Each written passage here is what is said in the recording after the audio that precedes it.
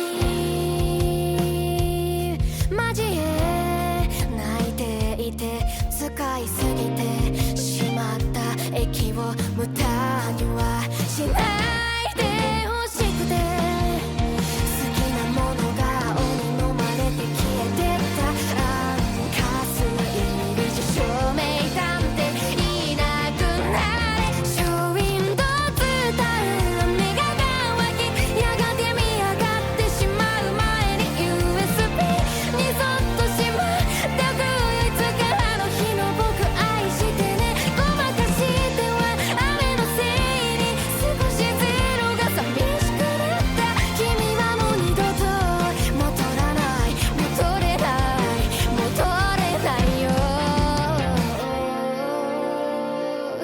早く早く早くしなきゃこんなになるまで息つき我慢してたこと邪魔するスクリーンセーバー絶対忘れたくない明日はいいんだこの自覚持っていたらそっと払いかけてくれないかピントがブルーにぶれないようにいつか届くといいねこのリリックグラブすぎた僕で仕方なかったんだ拙い言葉全員で見せようとしたのない日歩きもおやすみなさい幸せそれが私彼へもずっと僕らを首をと待ち続けてんだ針は僕を追い続けた君は僕の隣の筋で待って待って待ってくれるよなメイブでいいねやっぱ今日もダメな僕だなこすってもにじむだけだ乾いた雨待ち続けて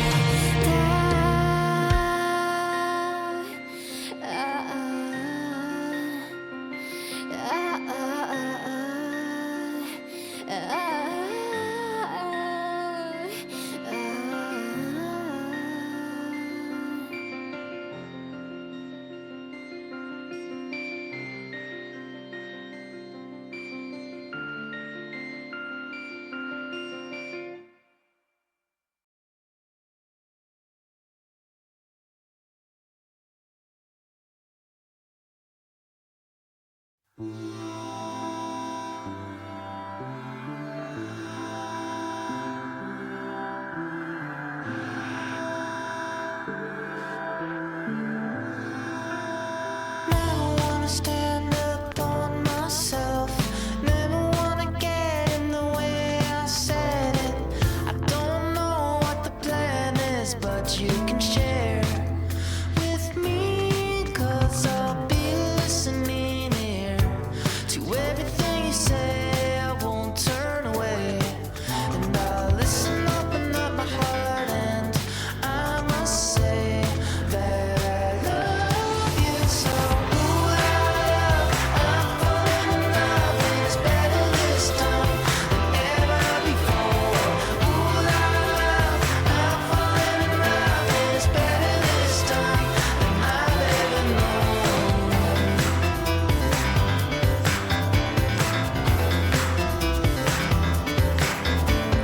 Every day is about a life face.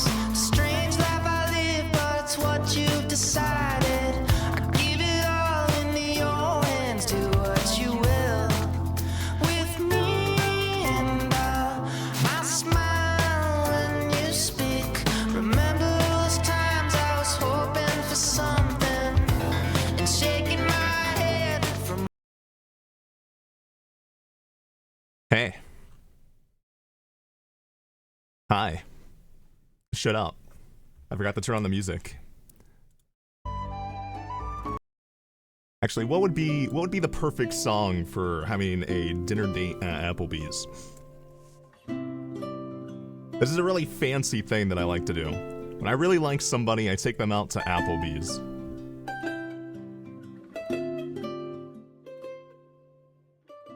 There we go. I introduce them to my pastime. My favorite pastime, taking people to Applebee's and making them feel uncomfortable. I legitimately have, like, a track record of ruining every single opportunity I've ever had at Applebee's. I feel like if I decide I'm going to Applebee's, it's because I don't actually like you. It's because I know that when I pick this location, everything's gonna go wrong, and it's gonna be my fault. But I'm gonna gaslight you into thinking that possibly, maybe, it's everybody's fault. It's everybody's fault. Maybe Glen, maybe Glen's just an unlucky guy. Does Applebee's have good food? No. No, it does not. Date at Applebee's? It shouldn't have? I'm a real fancy guy, alright? I'm really affluent. I like to show off what I can give you. Applebee's sucks? It does suck. It does suck, but it has a little bit of that Americano, a little bit of that American nonsense.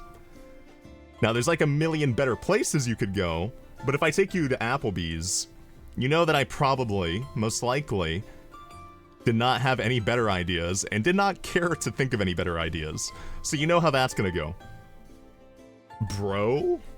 Am I your bro? Are we bros? You def shouldn't have. Danny, I am feeling unbelievably sorry for you at the moment.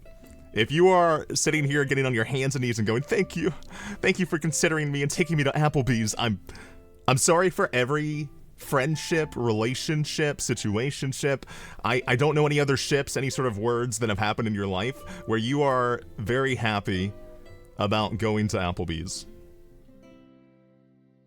Because the thing is, the last time I went to Applebee's, this was not a date. This was not a date. This was, I mean, I guess in a way it's a date, right? If you go out with somebody who's your friend, it's still a date. What else do you call that? Hanging out? Chilling? I don't know. It is a date. It was a date. But I went with my friend girl who I've known for a long time. I took her out to Applebee's. And at this point in my life, I had already come to the conclusion that I talked about just a second ago, that when I take somebody to Applebee's, it's because I don't care. It's because I don't care, and I'm very okay with things going wrong. Because I have several stories from Applebee's. I probably have told a couple of them already. But the thing is, this story is special to me. Because I took friend girl to Applebee's. I get off work at like 9 p.m. So you know that the Applebee's employees at this point, they're tired, they're exhausted, they have no desire to deal with people coming in and just existing. And so you know they're going to be upset, which is the perfect time to ruin a friendship. It's the perfect time to brain down any sense of camaraderie that I had with this girl. Her name was Jessie, and I took her, it must have been, I think Applebee's closes like at 11 p.m. So it was like 2 hours left. I have 2 hours to ruin this girl's life. I tell her, she wanted to go. She was like, we haven't spoken in about 17 years. And I was like, that's true. We haven't done that. There's probably a reason we haven't done that. Maybe I don't like you. Maybe I haven't put in any effort because I don't like you. But the thing is, I'm a nice person. And I said yes. I was like, okay, let's go somewhere. And I suggested Applebee's. With the knowledge that everything was going to go wrong. And there's these people in your life. There's these people in your life that you message that you don't really want to, yeah? You have no choice. They are within your vicinity. They're within your capability of, reciprocating messages. So you have no choice, and you can't do anything about it. You have to talk to them. You have to be cordial, as some people would put it. And I was cordial with this girl. I used to be good friends with her, but that was only because we worked together. We worked together for a long time at a convenience store, so I was very okay with it at the time, because when you work with somebody, you kind of have no choice. You want to be on good terms, that way you can have more fun with them. But the thing is, after that, there's no bond there. There's nothing keeping us together. There's no strain of fate attached.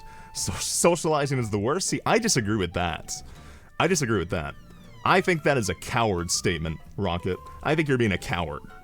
Because socializing, at some point in your life, you've enjoyed it. At some point, you have socialized with people, and it has all fit into place. The puzzle pieces have come together. You got the entire 250-piece puzzle of the Atlantic put together, and it felt good. I'm very antisocial, so am I. I know that doesn't sound correct coming out of my mouth, but I promise you, I am. I am antisocial. But I'm antisocial because I love socializing. Because I love people. The problem is I also fucking despise them. So I have to figure out how I can make it fun for me at all times. It's only not fun when you let it not be fun. I think that's true for a lot of things, and I think the most important thing with people is identifying. It's similar to storytelling. It's similar to I don't think I'm a very good storyteller. I try to be, but the number one thing that you always get taught when you look up anything about telling stories, about talking to people, about building a bond, building a relationship with them, it's knowing your audience. And your audience can be a single person. Your audience can be yourself. I think that's like the easiest way to get started, is to acknowledge what you want out of telling it. But if you do that, you're inevitably going to have no friends. So you have to figure out what other people want. And the thing about figuring out what other people want, it requires 2 steps. It requires 1, talking to them. I know, disgusting. But the base level conversation that you can have talking to someone, it just immediately reveals so much that you immediately can know your audience. And two, it is making them talk about themselves, which is surprisingly easy. It's surprisingly easy. Even antisocial people really like talking about themselves. Have you noticed that? Have you noticed that you can't help but kind of enjoy it? You kind of love it. You kind of adore it. You're like, I don't really want to give this information, so I won't give the information, but I am willing to give this amount because it feels good to share things about myself. Because even though not everybody thinks of themselves as special, thinks of themselves as anything, maybe isn't even thoughtful of their own volition, you still have the desire to tell people these minute things about yourself, even if you're a little bit quiet and a little bit against it. Because that little beginning gives them enough that you maybe can see them try. And when you meet somebody who tries, that's when you realize, I would say, that socializing's good. When you meet somebody who tries maybe as hard as you do, maybe puts in a little bit of that extra effort that you've never seen from someone else. You see a new therapist in the morning because your old one ghosted you. Riptide, that is terrible. That is awful. But I'm very glad you got a new therapist, because if they ghosted you, that probably wasn't a very good therapist. Probably. The thing is, I will also ghost you. So I'm not a good therapist either.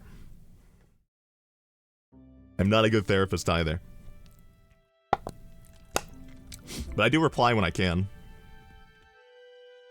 I'm bad at replying to messages. Well, that's a lie. I'm great at replying to messages. I just sometimes get stuck in my head about it, and I'm like, I don't feel like replying to this 27 years later. I think I'll reply to it 28 years later instead. But I got distracted. What was I talking? I was talking about Jesse. Because we're at Applebee's, and Jesse, I hate to spoil the end of a story, but I think that's a good storytelling thing. I usually dislike it when it comes to like TV, especially because of the way like TV and cliffhangers work, where you start with the ending, or you start with information that you only get at the ending. I usually hate that, and I think it's really ineffective when it comes to storytelling. It really drops the ball most of the time, where you're looking forward to this moment, and when you finally get to that moment, you're like, well, that wasn't really worth it, was it? Like, I think that's very common in like TV dramas to start with. Oh god, I think probably the most famous example is Breaking Bad Season 2. I'm sure everybody has seen Breaking Bad at this point. I haven't finished it, because whenever I think about Breaking Bad, I think about Season 2, and I think about how awful most of Season 2 is.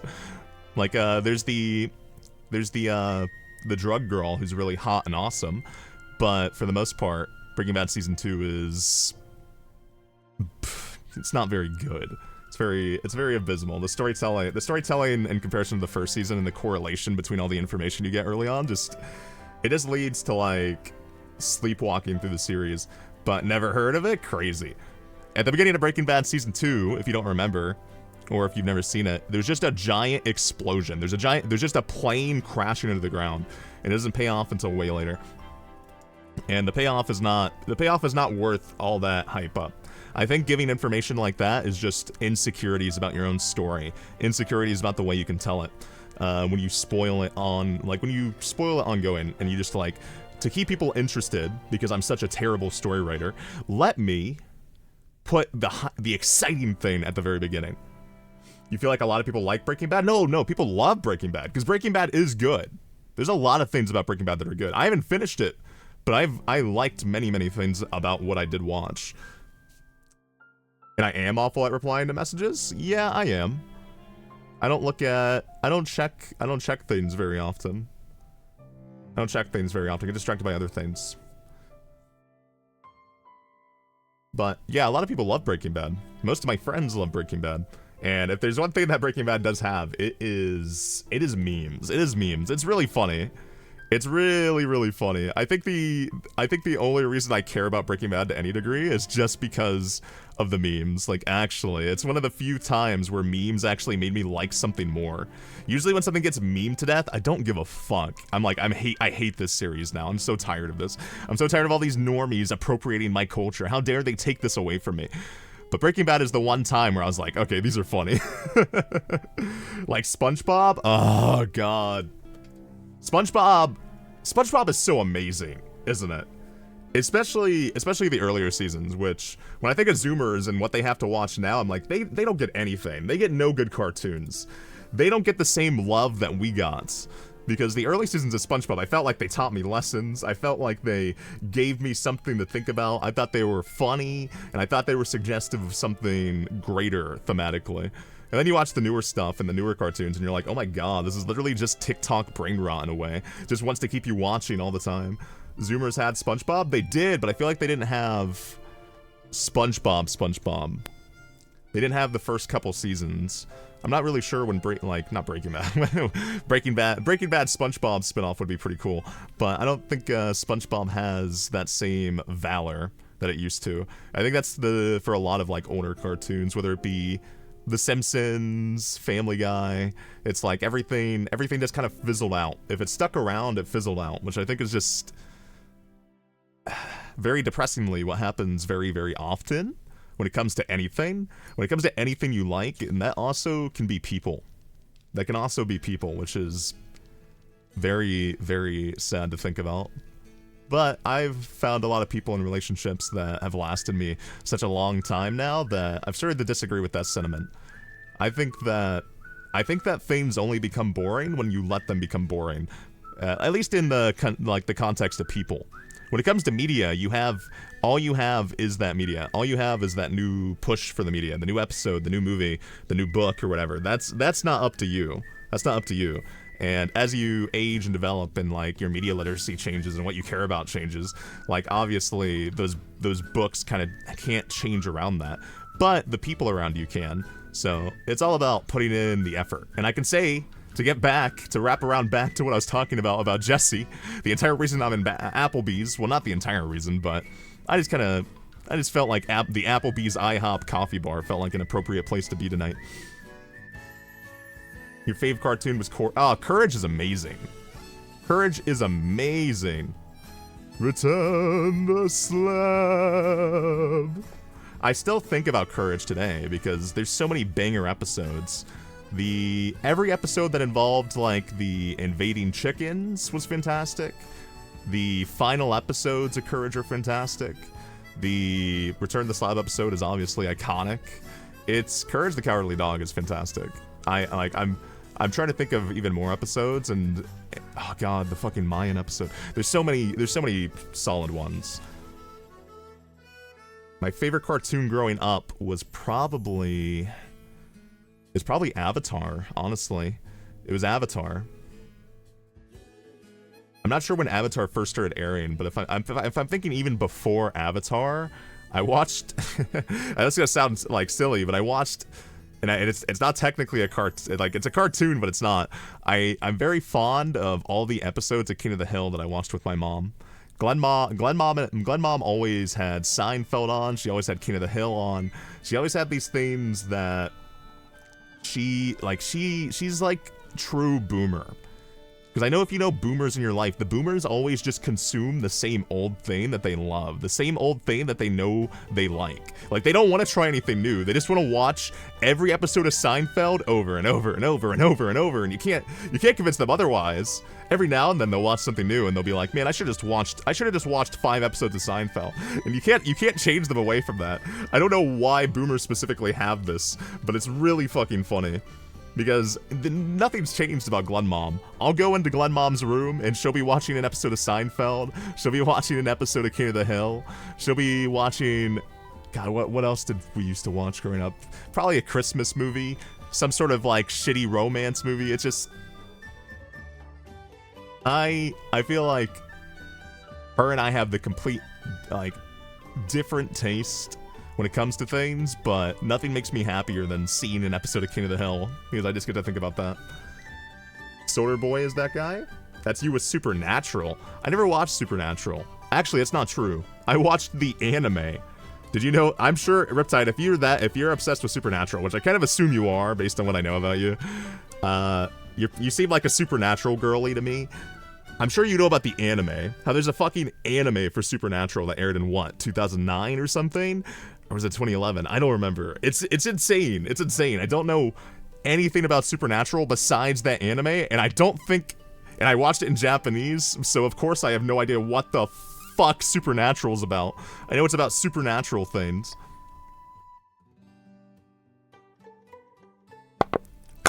Invader Zim was also... Invader Zim was this, like... I think Invader Zim is what kind of determined if you were a weirdo or not. I feel like that was the first show where you were given the decision. You were given the decision. Do you like this? Do you like this weird thing? Is this gonna alter you? Is this gonna change you as a person?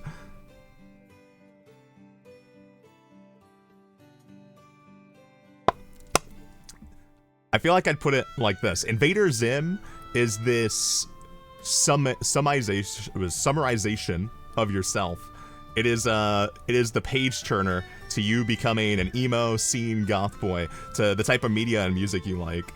Because everyone who loved Invader Zim, I feel as if they probably wore Thrasher. They probably maybe wore DC shoes at some point. They probably wear Vans. They probably wore jeans that were far too tight, and as a dude, their dick was probably getting smashed.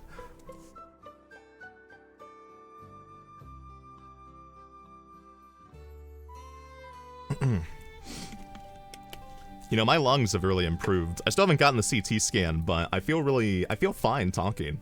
I feel healthy, kinda. But Invader Zim, I feel like shows back then were a lot more idiosyncratic. Like, they were kind of this, like, this strobing storytelling versus the, like, baby stuff that you saw now. Like, if you say, like, I know, I've seen a few episodes of, what is it called, Regular Show, and I think Regular Show's okay, but there's no, in like the modern cartoons, there's no unusual perspectives, no, like, random different types of shading, no aesthetic changes from episode to episode. It's just more and more streamlined and formulaic. Like, that's how I felt every time I watched an episode of Regular Show, and I was like, oh, this is okay, though. But I think Regular Show technically still counts as my era, in a way, because Regular Show's pretty old at this point. Ren and Stimpy was just horny. Ren and Stimpy was just an odd creation. It was like if Osamu Dezaki and, like, Kan Ichikawa were given the opportunity to make a cartoon during their most horny era.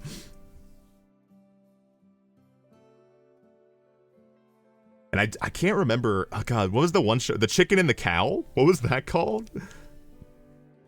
Do you remember this one? Okay, it really wasn't a cartoon, but... And then I'll talk about Jessie, because I've been distracted by the thoughts of cartoons for too long. Do you know this one? I forget what network it was on, but it was about two fast food... It was puppets. It was a puppet show, so... It wasn't cartoons, but it was the puppets, and they were in a fast food joint. And it was really gross. Everything about the aesthetic was gross. Everything about the storytelling was gross. like line of dialogue was gross. I feel, was it a fever dream? Did that actually happen? It was like only, there's like only a season of that show, because that show got canceled so quickly, but it's stuck in in my brain for the past 2 decades or so. Like, I can't give you a better narrative context than I remember them like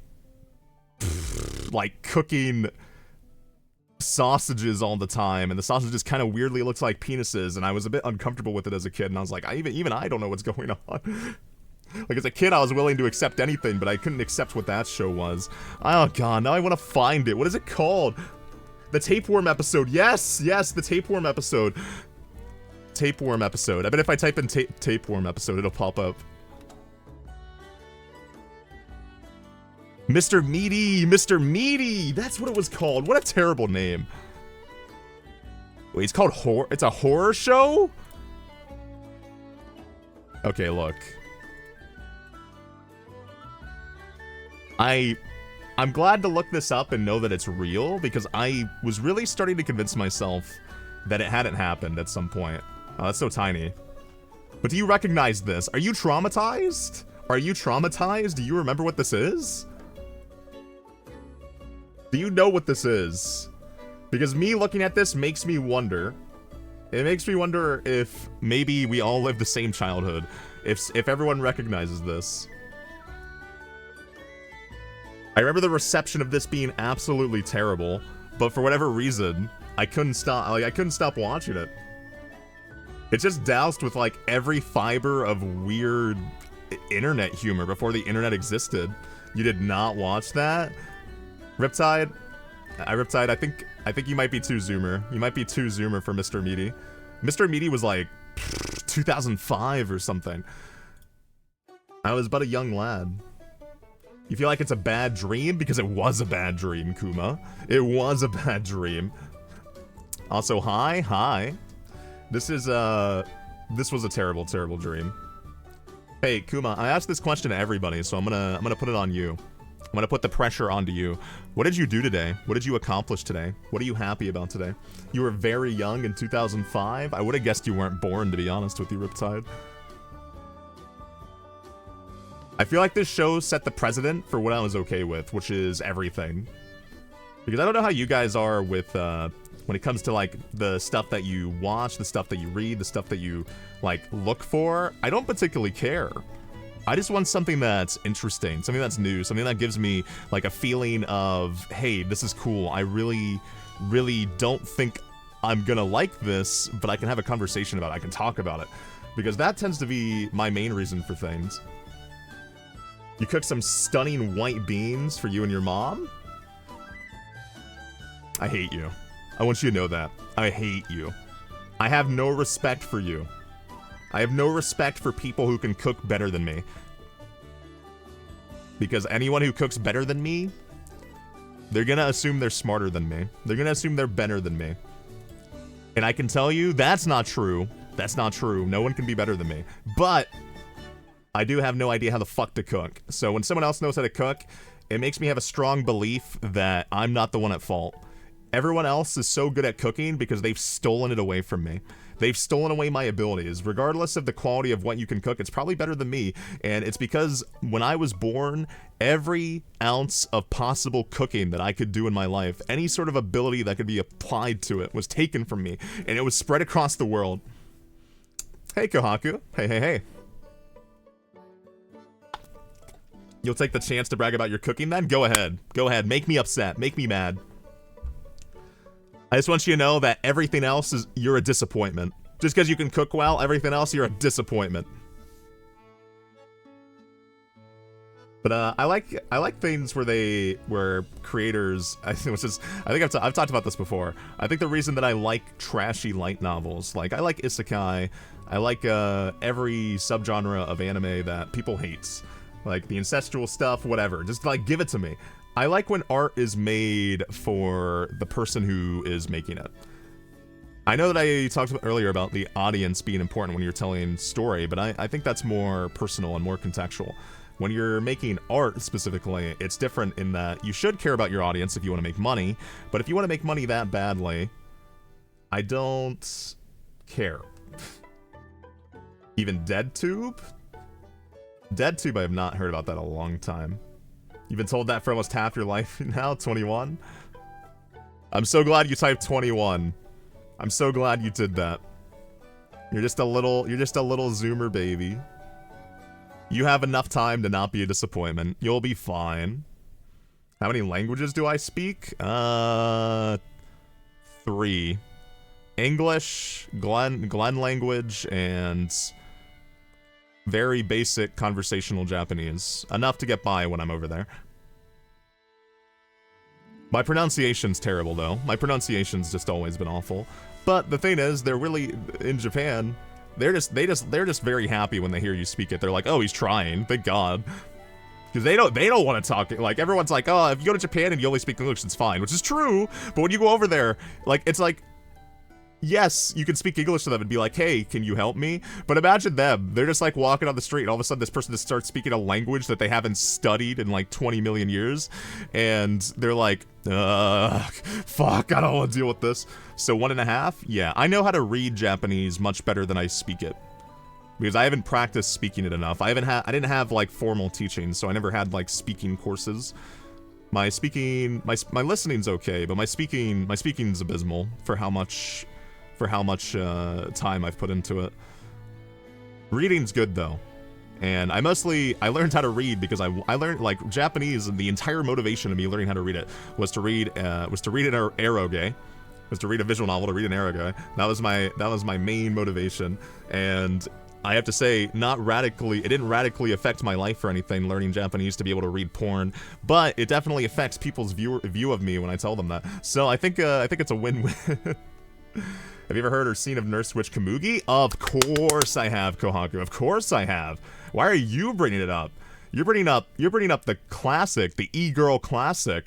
Like, Nurse Witch Kamugi comes from Soul Taker, which is directed by Akiyuki Shinbo, who is the head of Studio Shaft. And although he kind of stopped directing things after that happened, he kind of set a very unique avant-garde visual for that studio, and it lasted until they got bought out by like Aniplex at some point. I'm fucking nerding the fuck out, aren't I? I need to chill out. But Nurse Witch Kamugi the character, she's actually in Soul Taker. She's in the Soul Taker, which if you've never seen the Soul Taker, which I mean, I don't even know why I'm saying that. I don't think anybody's seen the fucking Soul Taker. But the Soul Taker is like this radically, okay, listen, Akiyuki Shinbo, he has this awesome visual flair, like actually telling stories with like clear inversions and sequencing with his visuals, and he has such a distinct, absurdist, avant-garde voice. It's such an odd thing learning about him because he had zero, like actual regular inspirations that would lead to that sort of like visual flair. And then he has a surprising amount of like emotional vulnerability in his storyboards, and it's just this constant subconscious like ethos of trying to take down the cynical and pretentiousness of avant-garde. It's, oh god, I fucking love Akiyuki Shinbo so much. I wish he would direct something again. Look up the Soul Taker. But what about the Nurse Witch Kamugi? Nurse Witch Kamugi was a spin-off that it was very, I love the designs. Like, I love the design. Nurse Witch Kamugi is awesome. You picked up the DVD, still a classic? You, yeah, the 3 parts on YouTube. That's how you know you're old. Because I did that too. Also, Kuma, I'll allow it because I know you didn't mean anything by it. Do not ever type JAP, bro. Do not do that. Do not do that. Do not do that.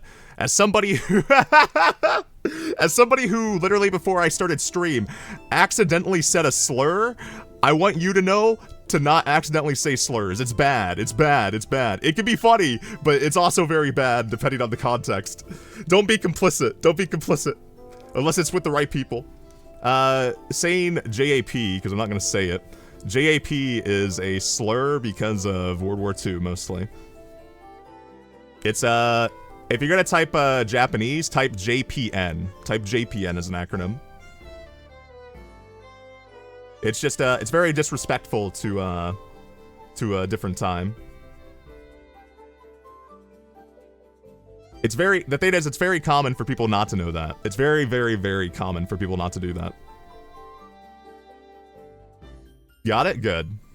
Listen, I'm saving you. Imagine you typed that in like, I don't know, like in a school course or something. Like, I don't know, you're in an online class and you type that.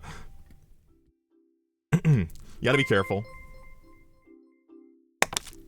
Currently on a 2-month streak. Subscribed for 3 months. Imagine I still need to change the sub theme. Hi, Sarth. That Hey, would hey, be hey. absolutely wild. Hey, Sarth, tell me. Do you feel disappointed with yourself today? Is that why you gave me money? Do you want me to say something nice to you? Thanks for the money, stupid. I appreciate it. I should really make sub badges, shouldn't I? I should really do a lot of things. You can't figure out the Wordle? Ah, god damn it, dude. It's been 40 minutes and I haven't talked about Jesse. Fine, fine, fine. I'll do Wordle really quickly, for fuck's sake. Why did you have to bring it up? Why did you have to do this to me?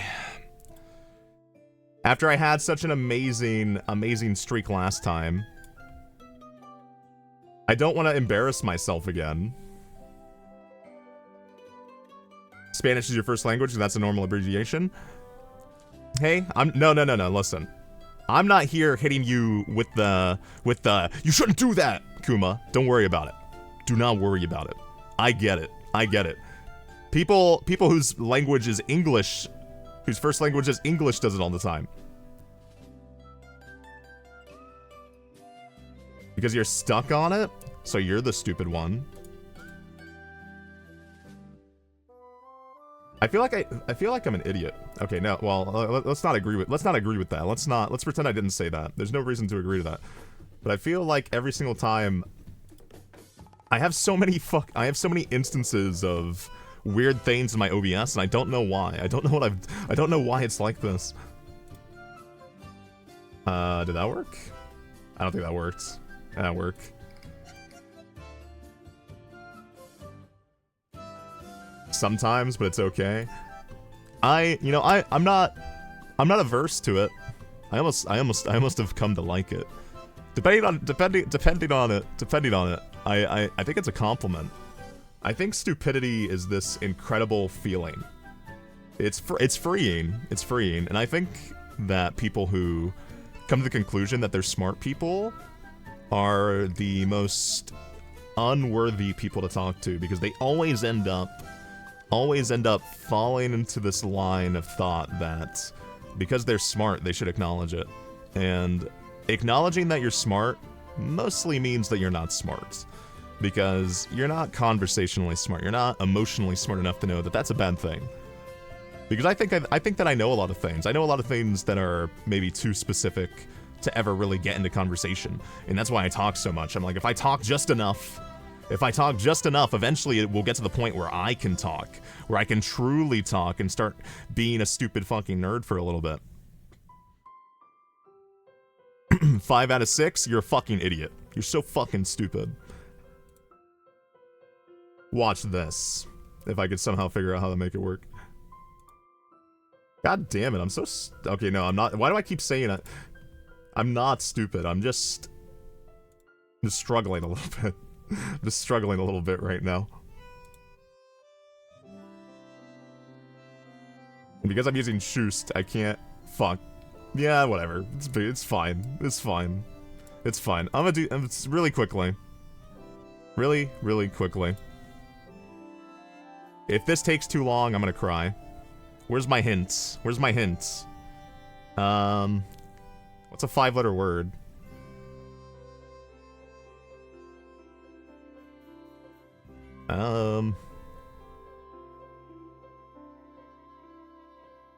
Did I just misspell view? Oh my fucking god.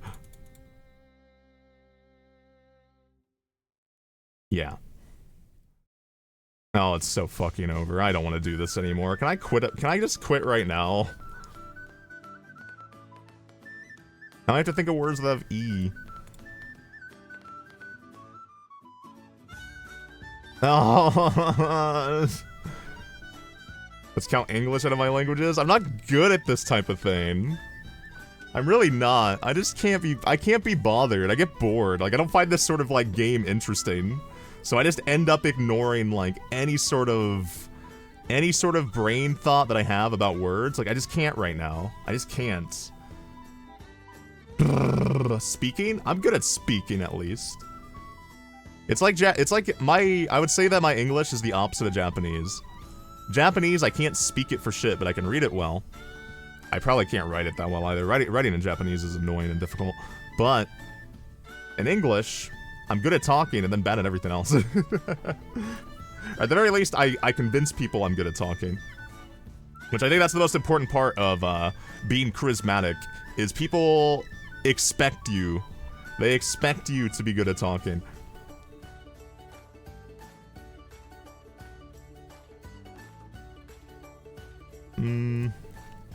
Oh wait, but I know it's not those ones. Oh, god damn it, I don't want to do this anymore.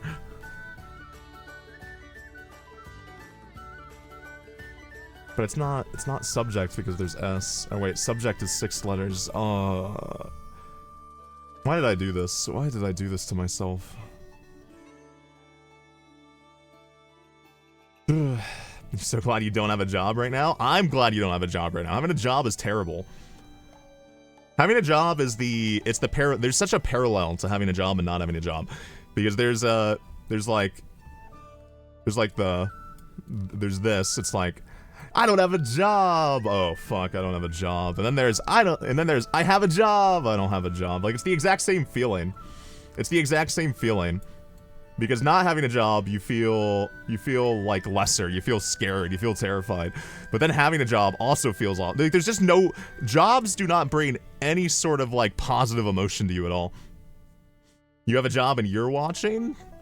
You should do better. You should do better. Go spend your hobby. Go find it. Go do your hobbies, Kohaku. Why the fuck are you watching me?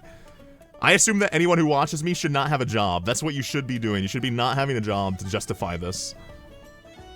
Where did Opera go? I want to cheat. I want to cheat so badly. I've never wanted to cheat more in my life than right now.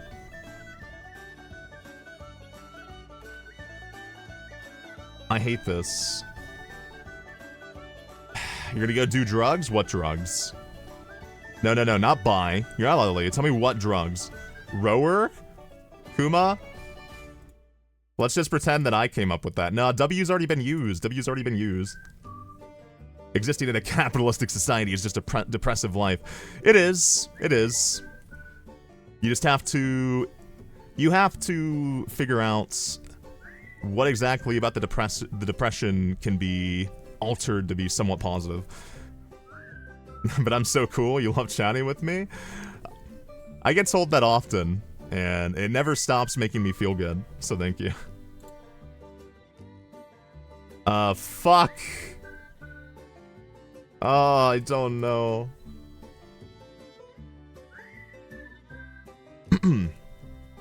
I'm not very good at taking compliments. I don't know how you react to it.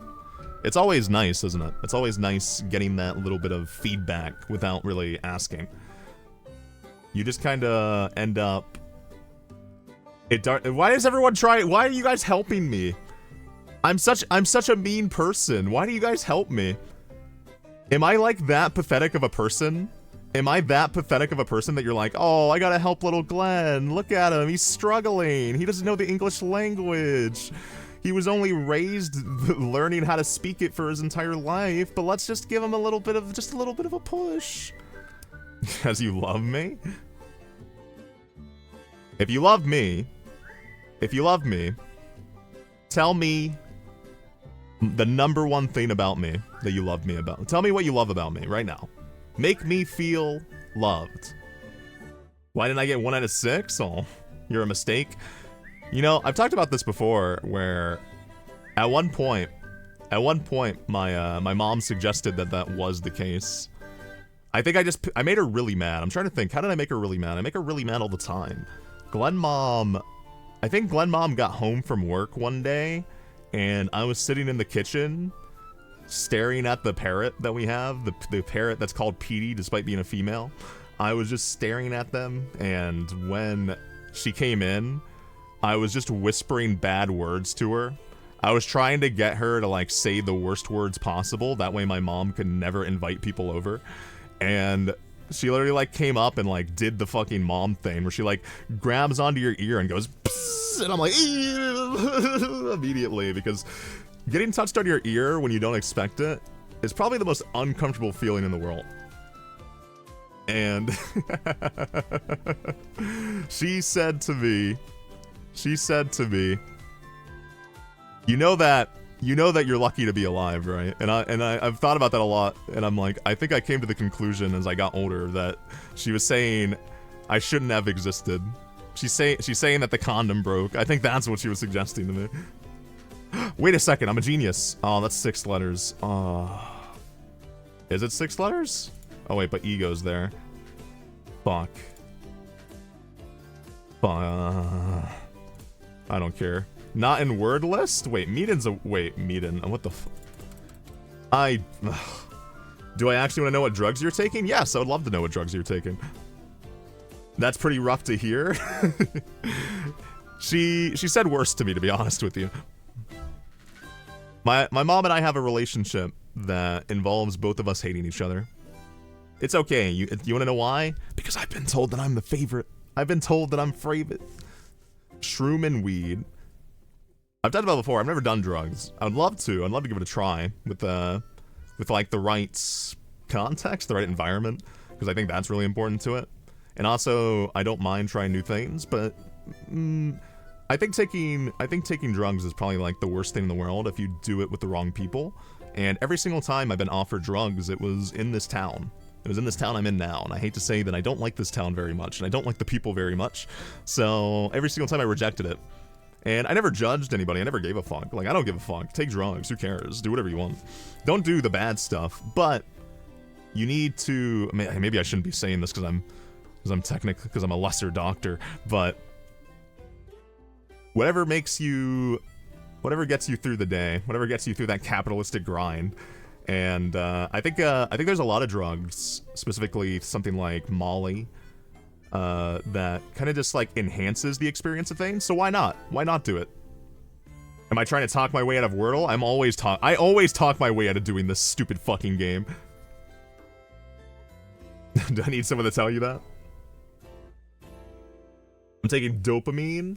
You know what I'm taking right now? I'm taking, what is this called again? Albuterol sulfates HFA 108s. I mispronounced the fuck out of that. My inhaler.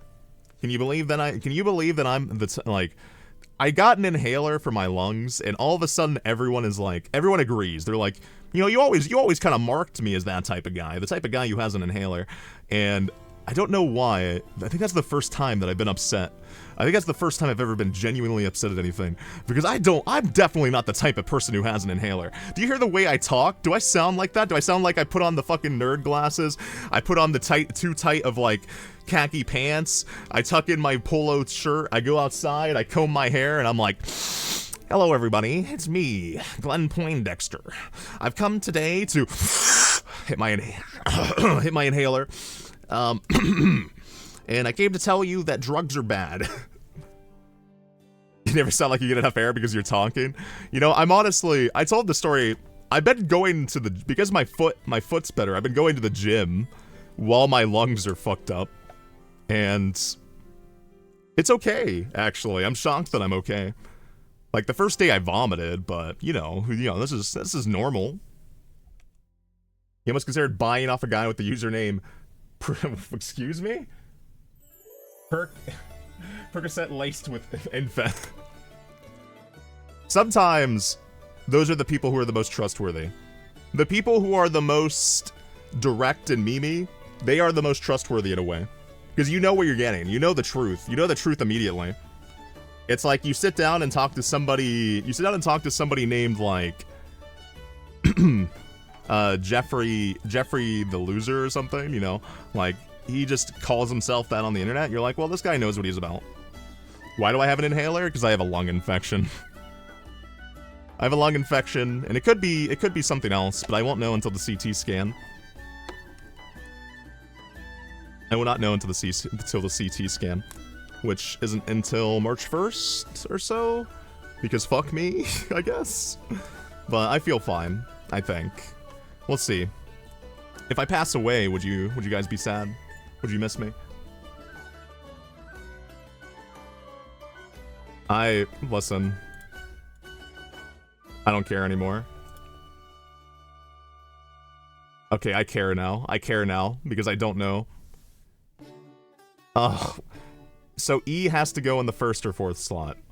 Ah, my god. No, wait, Riptide already told me because I'm a baby and everyone wants to tell me everything. It would be a national holiday.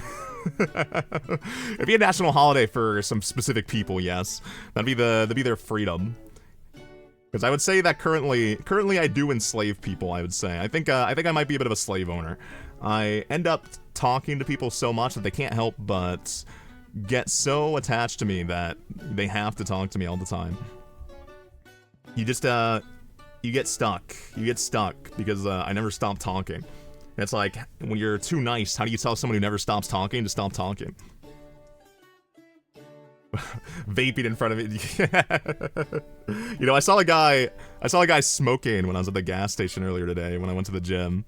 And I hopped out to just, what did I grab? I don't even remember what I grabbed. I grabbed like an energy drink for my dad or something. And when I hopped out and he was just smoking a cigarette right in front of me, I wear a mask. I wear a mask when I go outside still. And I was like, I'm safe. I'm safe from that. But at the same time, I was thinking, you know, what if I do just die from just like somebody like blowing, like say I go to a restaurant and I start getting hit on by somebody. I get hit on by some girl. It's a smoker girl, you know. She's been smoking all her life. 20 years of smoking Marlboro Reds. She is absolutely blasted. Her lungs are fucked up. But she comes up and she's like, watch what I can do, honey. And does like those cool tricks with the smoke clouds, and it gets into my lungs, and I just start going, ooh! That's kind of how I want to go, honestly.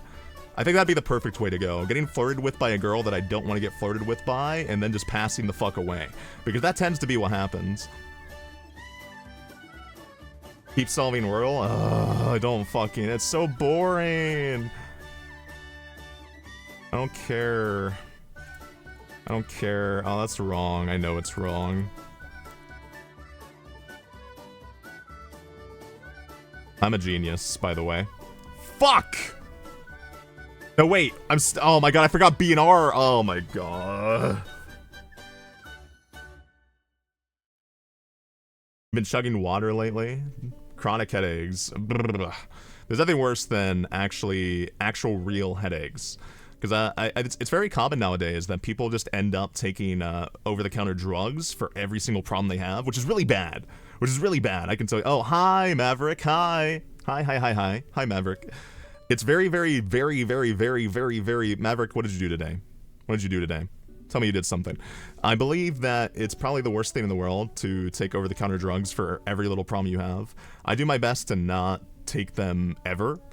I have aspirin. I have small things to, like, get me over when things are actually bad, but it's become so common that people get obsessed with the idea where it's like, oh, my head, like, it hurts just a little bit for a brief moment, and they're like, I need to take an ibuprofen. I need to take an aspirin.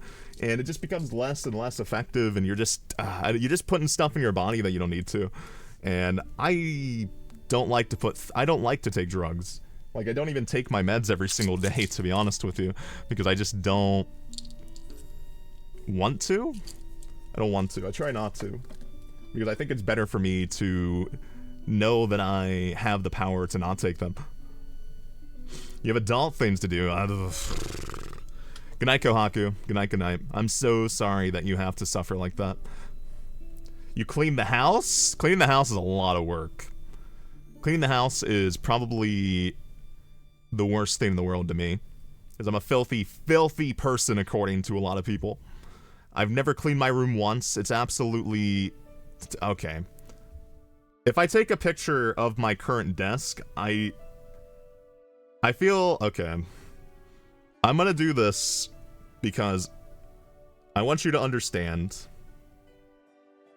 I want you to understand that I promise that it usually looks better than this. It usually looks better than this. But I'm gonna reveal myself to you. I'm gonna give you the most intimate look into my psyche. Which is today I really did not care. Because it is dirty. It is dirty.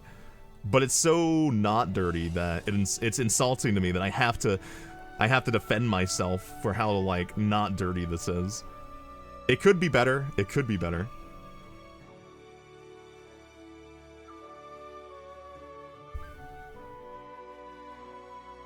Let me make sure that I didn't get the money makers in that.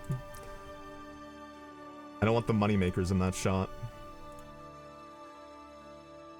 Oh, I knew it. The money makers are in that shot because I sit cross-legged. One sec. I need to fix this. I'm so glad they didn't open an opera.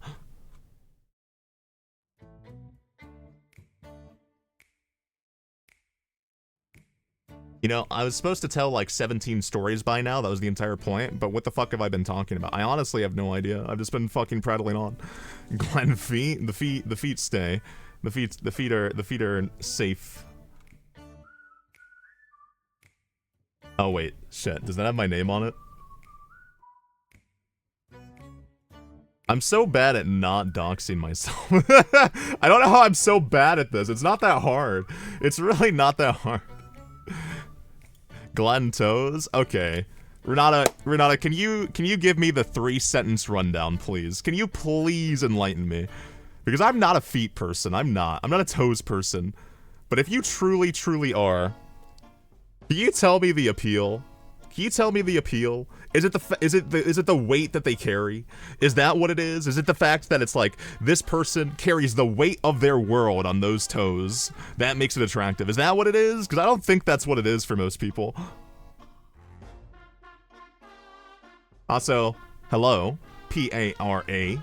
The famous P-A-R-A. The person that makes me have to stop talking for 10 seconds as I try to say her stupid fucking name.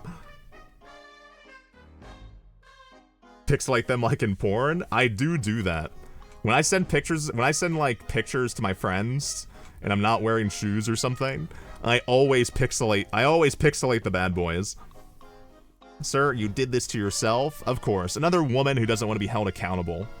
I'm accustomed to this. Nobody wants to be held accountable anymore. They just wanna say it's Glen's fault.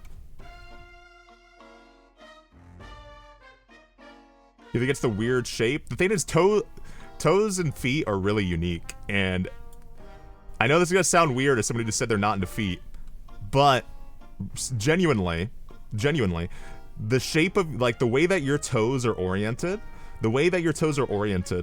says a lot about where you came from, like your culture, where your ancestors were. Like, it says a fuck ton about you. It says so much about you. Like, if, like, I think if I recall correctly, if you look where like, the orientation of my toes, it implies I was I from Eastern Europe or something? I don't remember. Gonna be real with you, I'm a feet fetish poser. I feel like most people are. Honestly, I'm tired of the fetish appropriation. Genuinely, I am exhausted of fetish appropriation. It has to stop. It has to stop. I feel like when anime especially became really normie, like it became really, really fucking normie core, people have just more and more and more adopted these traits that aren't actually them. These traits of, hey, I'm really into this thing. I'm such a weirdo. It's like, look at me, I'm wearing an Alhego shirt. And as somebody who likes to dress well, the Alhego shirts and the fetish shirts, which I was told, because the thing is, before my foot got broken and I was at work, there was this like short girl walking around, and I followed her around, and I'll be honest, I don't agree with the fact that I did this. I took a photo of her back because the back of her shirt was just this BDSM anime girl in a transmutation circle, like naked, getting like sacrificed while she's like nutting. It was an insane fucking shirt, so I had to take a picture of it for the group chat. I had to.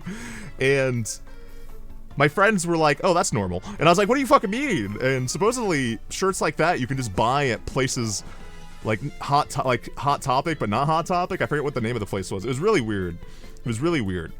And I can tell you, the hospital The hospital that I work at, there's a lot of kids running around because there's a lot of visitors all the time. It's a big hospital. So I was like, should I tell her that's not cool, man? Spencer's, that's it. Thank you, yeah. But from an artistic standpoint, there's a certain elegance. Oh, I agree with that wholeheartedly, Renata. Or Renata? I've actually never asked you how to pronounce your name. Former or latter, let me know. And I'll mispronounce it later anyway, because I'm an idiot. But I actually do agree that drawing feet and drawing them properly, like the anatomy of feet, the anatomy of the human body in general, is fucking difficult. As somebody who's trying to draw, I have no idea how anatomy works. That's why I like anime girls. That's why I like anime boys. Is because I don't give a fuck. When things look like, when something looks good, I'm like, oh, that looks good. And then an artist friend will be like, no, this doesn't make sense. And I'm like, oh, it doesn't matter. It got it made me tingly. I liked it. And I also think that's the interesting thing about like art and anime art is you can go for the realism aspect of it, you know. You could, but I think being a bit more obtuse with it is fine. All right, this is my desk currently, okay? This is my desk currently. I know what you're thinking. I know what you're thinking. What the fuck is that desk mat? What the fuck is going on? And I get it. I understand. I understand that maybe I should clean it. But in my defense,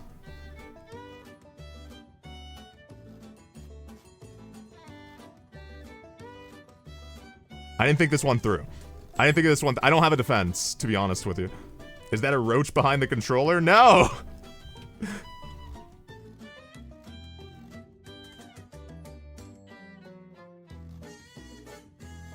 Let's get a piece of gum. No, I don't share my gum. I don't share my gum. Go smoke your weed. Go smoke your weed. Go hit your weed. Get out of here. Stop asking for my gum. I need this gum whenever I feel hungry. Fucking flavored water? Fuck you. Go fuck yourself. What's wrong with flavored water? You want no flavor in your life? You like being flavorless?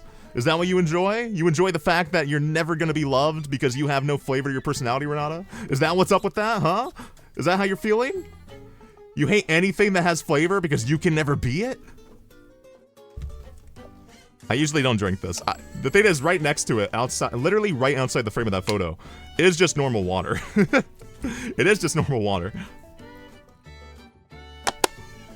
Fuck you, bitch. I'm a bit of a bitch. I'm a bit of a brat. The thing is, you always have, you can always say this. You can always say this to me, Renata. You can always tell me I'm a fucking loser. You can always say that, and you'll never be wrong. You'll never be wrong. You'll get somebody before I do, that's for sure. Did I go silent because I was looking for the... No, I did not. I did not. The only thing that appears in my room is spiders. The only thing that appears in my room is spiders. I'm a fucking winner? A winner at what? Tell me what I've won at. I can't remember the last time I won. I'm too much of a pussy to commit to juice? Grown-ass man drinking the demo light version of juice. Juice has too many calories. Juice has too many calories, forgive me. I don't like to drink my calories. Low-calorie juice is okay, I guess. But then low-calorie juice just, it feels, I don't feel like I'm doing enough. Also, ignore the thing to the left that says kill yourself. I promise that says Kai Kisuke. It doesn't say kill yourself, I promise. I finished that god-awful game? Don't remind me. Do you have to really remind me that that happened? Anyway, shut the fuck up, okay? I'm not even gonna talk about Jesse now. I'm not gonna finish Wordle. I'm gonna put Wordle right here in the corner so that you know that technically I didn't fail. That technically there's zero failure that happened in the stream because I didn't bother finishing it. But listen up. Yesterday, I went outside. It happened. I went outside. I escaped my house. I escaped the basement. I escaped my room. I escaped being that guy on the internet who likes anime way too much and possibly will never have a relationship in his life. I escaped that freedom. so that I could find a new one. And that new one was taking the car that I bought like 6 months ago to the dealership to get an oil change and everything. And I have to say, it was a journey. It was an adventure.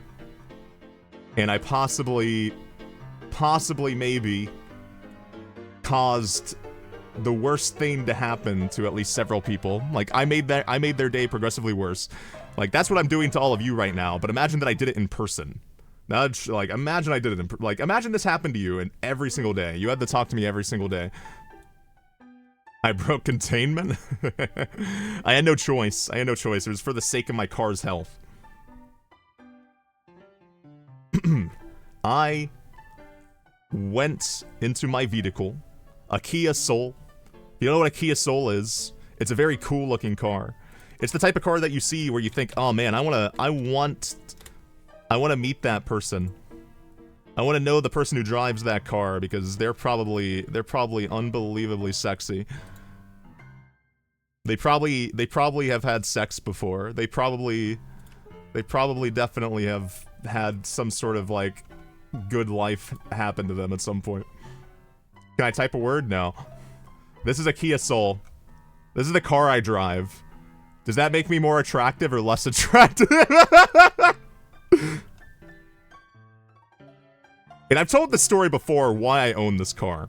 I don't own this car for aesthetic preferences. I don't own this car for any reason besides the fact that this is the exact car that my mother drives. This is the Glen car.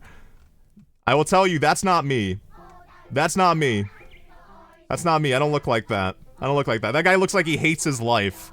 He doesn't hate it as much as I do. He'll never be as good at me as hating his life. But my mother owns this car, and she owns the red Kia Soul, and I needed... where the fuck did I go? I got eaten! Huh? The Kia Soul consumed... This is me now. Okay, this is me. Never mind. What the fuck? The Kia took your soul? That's... I don't want to laugh at that. Go fuck yourself. Okay, listen. I need to find myself. Where the fuck did I go?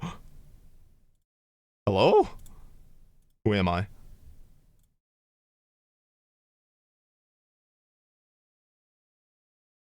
What the hell? I don't understand. Oh my god, I'm fucking this up so badly. What the fuck is that? Did I actually, like, delete myself? What the I... Ka-chow pie?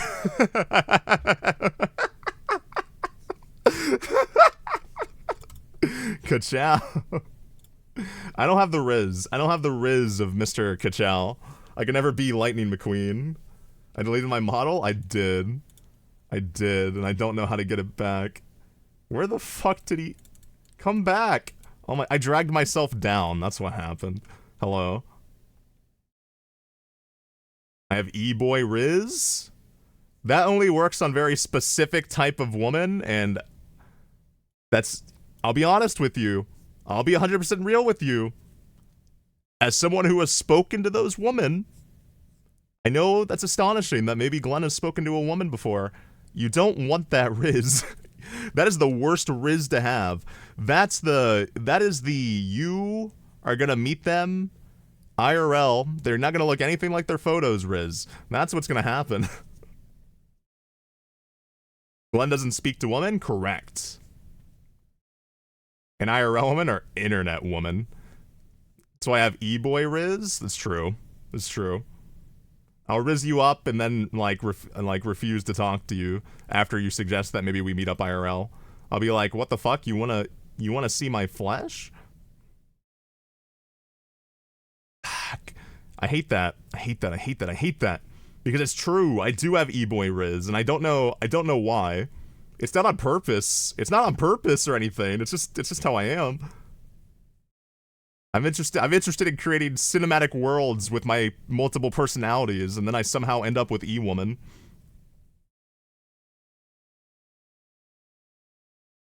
Wait, what the fuck? Have I been talking for an hour? What happened to my Jesse story? The OST ended. Oh my god. How has it already been an hour?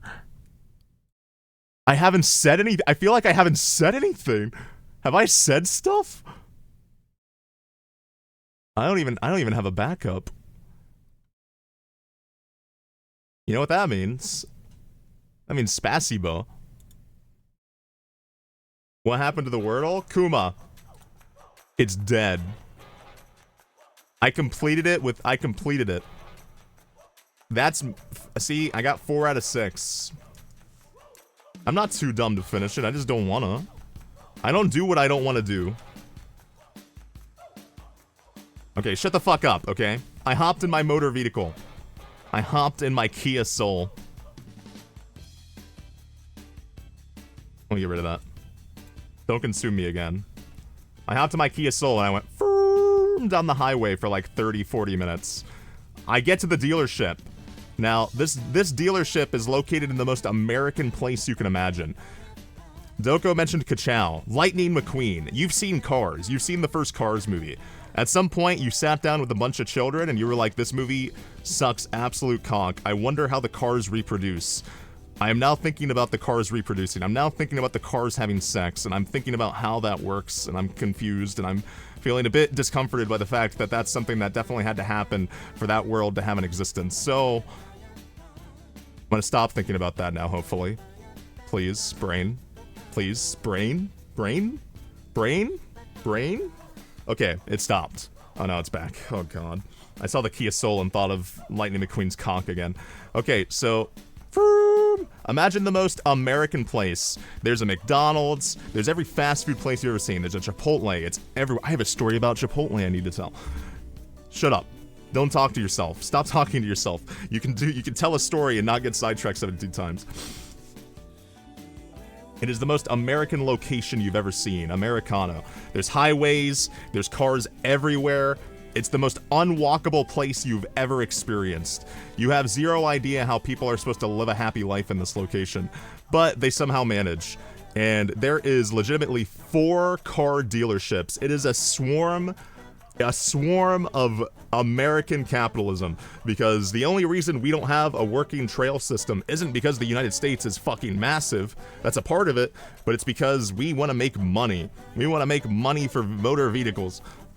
It looks like he visited Dragon's fucking cars. Start. That is such an old internet thing. I don't even know if Zoomers know about that anymore. Because there was just a period, there was like a 6-month period where everyone couldn't stop talking about the weird fetish of Dragon's fucking cars. I like those little arcs that happen on the internet that are kind of like special to me in my memory. Because the thing is, yeah, maybe I did see too many scaly boys putting their dicks into some metal. But at the end of the day, that's what made me who I am. But listen, I get to the most American part. There's 4 dealerships. There's Kia, there's Volkswagen, there's like Ford, I don't know the other one. They are all right next to each other for some fucking inane reason. They are all just right next to each other. It doesn't make any sense. And I pull in to the service center. I pull in. It's a door that goes up and down. It goes up when I pull up, and I'm like, oh, wow, because this is the first time I've ever done this. This is the first time I've ever gotten it serviced at the actual place. This is the first, like, new car I've ever owned. And I get out of my car, and he's, like, chatting up this one guy who's all finished up. And I'm like, hello. And he's like, hey, how you doing, man? And I'm like, my day is going fantastic, fellow American. Could you tell me about the services that I am here to be provided today? And he's like, well, sure, buddy. This guy, he had the type of beard that you just want to cut. You ever see somebody with such long, luscious hair that you just have the desire to get rid of it? Like, you want to touch it? He had that, but it was his beard. I had this innate desire to find scissors and just go chop, chop, chop, chop, chop to his beard. I thought maybe, just maybe, while my car was being cleaned, because while my car's getting the oil change and all that, it takes like hours, and I have to sit there and do nothing for hours. I thought maybe I dropped some hallucinogens into his coffee. A trazodone, maybe. Kidnap him, tie him up, put him in my basement. It's a very nice basement. It's very comfortable, furnished, has carpet, has everything. and I shave his beard. I'm getting distracted. I'm thinking about his luscious beard. But this guy, he's talking straight out of he's talking like he's straight out of Atlanta. He's like, yeah, no problem, my man. No, you just fucking, it's just like drinking cow milk. And I'm like, in my head, I don't know what the fuck that means. But he said it to me, and I was like, I'll figure that out later. I still haven't figured out what he meant by he's gonna help me as easy as drinking cow milk. Because I don't know if, I don't think drinking cow milk is that easy. Like, if you go underneath a cow and start drinking straight out of the udder, I assume the cow is gonna be a bit uncomfortable with that and probably kick the shit out of you. But that's what he said to me, and I was like, okay, sounds awesome, I guess, yeah. We go inside of the office, and there's like several people here. They're all men. Several men, they all stare at me, they're all bored, they don't know what they're doing. And he sits down at his desk, looks at his computer, and he's like, so what's your name? And I'm like, hey, it's me, Glenpai. And he's like, what a cool name, what a fantastic name. Is that German or something? And I'm like, nope. And he's like, oh, is it Romanian? Nope. Is it Japanese? Yes, it is. It is Japanese. And while he's looking through it to find my name, he just starts going, well, this doesn't make any sense. And I'm like, what doesn't make any sense? He's like, doesn't seem like you're you're not listed for anything. I can't even find you in our system when I look up your car's VIN number. This is a peculiar situation. And I'm like, yeah, it is peculiar. He's like, are you sure you're supposed to be here? And with the utmost certainty, with the most confidence in my voice I could muster, I go, oh, without a doubt, I know today. I even pull up my phone and I'm like checking my email and I'm like, yep, it says right there, 12:40 p.m. I'm here right on the dot, sir. And he goes, oh, all right. Well, let's figure this out then. And he starts going through and he's getting more and more annoyed. He's like, And he's like, yeah, Glenn, you can go sit down in that chair over there while I sort this out. And I'm like, okay, I'll go do that. So I go sit down in the chair, cross my legs, stare at the ceiling, think about my life. Decided to stop thinking about my life because maybe my life's a bit too sad to think about in that moment. And he calls me back up. I look at his luscious beard and I'm like, hey. And he has another man next to him who looks straight out of high school. My man has his hair dyed green. He just got out of 2013. He really loves Fortnite Ninja. Like, he's looking like a Zoomer. He's looking like the complete opposite of this guy. They look like they have the complete different ideals of life. And they start arguing because he says, you're supposed to be here, yeah? And I'm like, yeah. And I'm just looking at my phone and I'm like, yeah, it says right here. And he's like, okay, that makes, okay, all right, okay. So Jason, the green-haired guy, he's like, Jason, you're better with computers. Can you get on this? And Jason's like, I don't know, should I get on that computer? The last time I got on the computer, you seemed to get pretty fucking mad at me. And they start going at each other. And he's like, well, I got fucking mad at you because you fucked up. And he's like, oh, no, yeah, no. You know how to do everything, don't you? You know how to do it all. You understand the computer better than me. And I'm just sitting here looking at them back and forth like it's a sitcom show as they're going, yada, yada, yada, yada, yada, yada. Jacksepticeye head ass. He did look like Jacksepticeye. He did. Jacksepticeye and a porn star from the 1990s are in front of me, bickering to each other. And as they're bickering, I am just starting to think, did I mess up? No. Immediately delete that thought from my head. And they start, yelling at each other. And then up comes, two more guys. The most generic salary American man you could see. And they are manlets. So I have to hold back my laughter because two manlets pull up they look like they're twins. They were both born to be 5'5", and they somehow probably have had more girlfriends than I ever had, and which is 0. And what ends up going on is did I go there on the wrong day? I'm getting there, Sarth. I'm getting there. And they're like, can you guys fucking stop? Can you calm down? Can you stop this? You're not supposed to be doing this. We've talked about this. You're better than this. There's no big deal. We're gonna figure it out, man.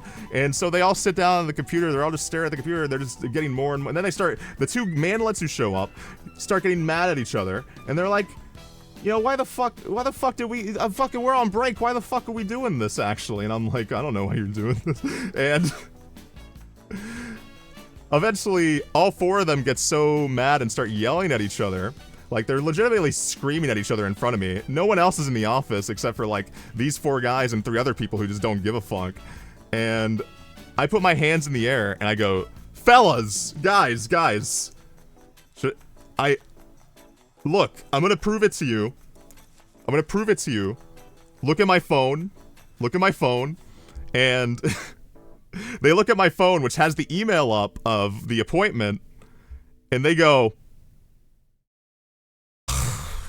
fucking, they all legitimately make the, like, grungiest, animalistic sound that they can. One of them goes, one goes, oh my fucking, and Jacksepticeye goes, you do know this is the dealership for Volkswagen, right? And I look at him, and I go, no. No, I don't know that. And he, like, points above his head, and there's a Volkswagen symbol, and I'm like,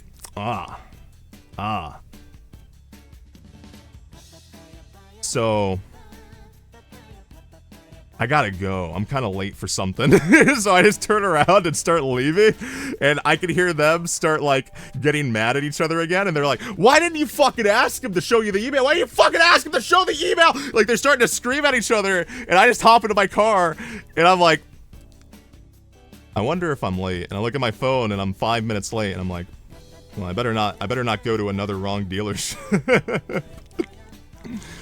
And, well, I end up going to the right one, and they don't care that I'm 5 minutes late, thankfully. But I felt really bad, actually. I usually don't feel guilty when these sort of things happen. Hey, it's not, I can't read. How the fuck? Well, I can read, but I can't. How was I supposed to know? Like, I saw a giant sign that said service. I saw a giant sign that said service. What else am I supposed to do? But, like, I'm being, like, it's like a siren, okay? You see SERVICE. I spelled it right, I think. Hey, thanks for following. I am a cool guy. But don't let yourself get convinced I'm too cool. That happens too often. Have a good night. But it's a siren calling out to me. I'm being told to enter the arena. What gladiator? Like, I'm a gladiator. In what world do I not go to that service sign? And the worst part, it's literally right next. Like, these two things are right next to each other. So, it's definitely a mistake that can happen. But because I did it, even though it could happen with anyone else, it could happen to any of you. Any of you have the capacity to be this stupid, but you won't acknowledge it. You won't possibly acknowledge the fact that you're a fucking idiot because you want to feel superior to me. I get it.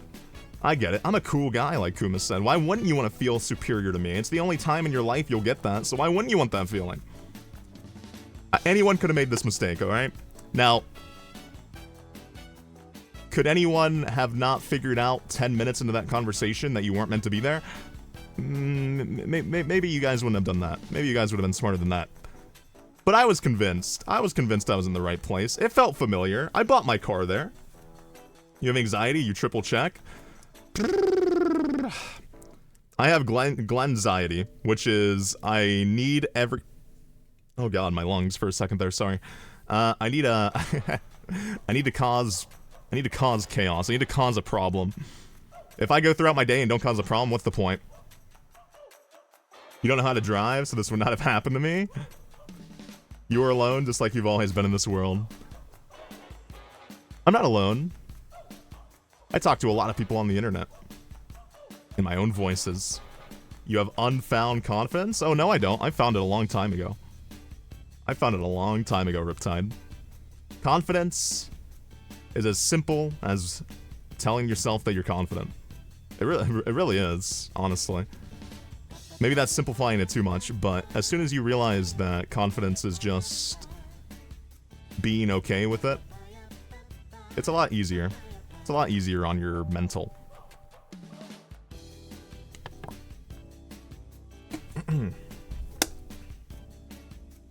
But yeah, I'm sorry that I'm not Sherlock fucking Holmes. I'm sorry I'm not fucking Watson. I'm not Agatha Christie's biggest fan. I'm just some mentally ill guy who can solve anything in front of him after letting it go on for 10 minutes. That way I can have a story to tell. But yeah, I think those guys are gonna remember me, and that's what's important. Wrong adjective, unfounded. I knew what you were saying. But regardless, I have it. And I have it because I worked on it. So you can have it too someday. You can get past the anxiety. You'll never get past the anxiety of triple checking, though. Because I do triple check and double check and do silly stuff. Like, a foe mentioned this to me, like, that they triple check. No, they don't triple check. They know what they are going to get when they go to a restaurant. You know what I mean? Glen, are you religious? Rocket Bubble, is that what you like to ask on the first date? Is that the first thing you ask? You sit down right in front of the girl at Applebee's and you're like, hey, you believe in God? Am I religious? No, I'm not. I'm not a religious person. Agnostic. I like the idea of I like the idea and the culture surrounding religions, but I don't particularly believe in anything myself. You ask them if they want to fuck, then go home? Yeah, you go home by yourself, I assume. How often has that worked for you? How often has that worked for you? Because I have spoken to many a men who, when they talk about Tinder, they talk about Humble? Not Humble. Himble? What is it called? Bumble? Bumble. They talk about like all the dating apps and stuff. The thing is, they always like, they swipe right on everybody, which swiping right is saying yes, yeah. And they do that because to them it's just a numbers game. And they're like, all these girls have so many matches anyway, I'm just gonna swipe right on all of them and see, and like pick from the ones that I like. Which is silly, but I guess at the end of the day, a lot of these apps for fucking more so than like dating. But I always wonder the guys who like send those messages, because you see them all the time, right? Like obviously it's not every message, but the ones you're gonna see commonly on the internet are the ones where it's like they just immediately start by like sending a dick pic or something, or sending like the text equivalent of that. I'm like, how often does that work? How often does that work? Because how do you start with that? I don't believe in the Church of the Flying Spaghetti Monster. I do not. Listen, I've told stories of me going to churches. If God does exist, God does not like me because I have disrespected him way too many times in his home. Like, he's never taken me back, I'll be honest. You can't stand Bumble? Bumble is the one where the girl messages first, right? That sounds good to me. That sounds like a good app. It never works? You say it never works, but like, why are they doing it? Usually, I like to assume the best of people. When something doesn't work a million times, at some point, like, it had to have worked to give them the idea that it could work again. As a person who's received it, it sucks? Oh no, I know it sucks. I'm not saying it doesn't suck, and I'm not saying that the people that I've spoken to aren't, like, shitty for that, like, idea. I mean, at the end of the day, it's, I think those apps now have things that let you specify. It lets you specify what you want, but I guess people just are stupid and they lie. Maybe that way they can get more matches or something. Because I think you can specify, like, you're just looking to have sex. I think you're allowed. I think you do that. I think most of the apps have that sort of like thing now, but I wouldn't know. Some guys got mad because you couldn't come see him because you can't drive. I don't know. It seems terrifying trying to use those apps, I will admit. Not that I haven't used them before, but I used them a long time ago. And it was mostly just funny. You love guys whose bios talks about looking for friends in their profile, and then you match with them, and they immediately ask if they can drive over to your house to make sweet love as friends. Ew. I felt gross just reading that. Sweet love. Listen, I know I'm a virgin, but I don't think I'd ever describe sex as sweet love to a girl. That seems like a very pseudo-intellectual, stupid idiot thing to say. Happened twice? Bleh. Good luck to all of everybody. I'm not dealing with that. What the fuck was I talking about? Oh yeah, I was talking about how it like becomes a numbers game to a lot of them, and the numbers game is unbelievably silly, obviously, and stupid and cringe. But the confidence has to come from somewhere. So there is a person out there who like received a dick pic and they were like, okay, I like that. That's good enough. So it just happens. The exact wording too. Bleh. Public transportation isn't good. I think about this often. Not because I care that much about it myself, but because so many of my friends care about it. And obviously, I want my friends to find whatever they want to find. It is different now to date, right? It's different than it was not ages ago, but even like 10 years ago, it was very different. 10 years ago, things like Tinder existed and whatnot, but it is not easy to meet people IRL, because I think before like the internet and dating apps existed, the most common way to meet people would be your work, school, and I guess just the fact that you live in a single town, because it was way more common back then that where you were born is where you were going to be for the rest of your life. Which what a depressing thought. What a depressing thought. I guess if you're born in one of the cool cities, that's nice. I definitely was not born in one of the cool cities, so I need to get the fuck out of here. I mean, I've lived in 33 states. Not all of them a very long time, but I lived in 33 of the 50 states, I think. I would have to ask Glen Mom, because it's been a while. But I think the last time I tried to remember everywhere that I lived, it was 33 places. 33 states, wow. Most of them were less than a year. Like, sometimes less than, like, 3 months. Like, it was a weird time in my life. It was a young kid. That's why I'm so fucked up now. It's definitely a part of why I'm so fucked up now. It's hard to like develop as a person when you're constantly going from different culture to different community to different community to different culture. You know, it's crazy. The kids that move around are a different breed. What are you saying about me? You haven't any luck on these apps either? I don't know who does have luck, honestly. They see most people I talk to about them, it just seems insufferable. It just seems absolutely insufferable. I guess that's not true. My bestie met his wife on the dating app. And then Chicago bestie also met his. Okay, just get lucky. Get lucky. Off topic, but do I want to see pics of the food you made? Do I want to get angry? Is that what you're asking me?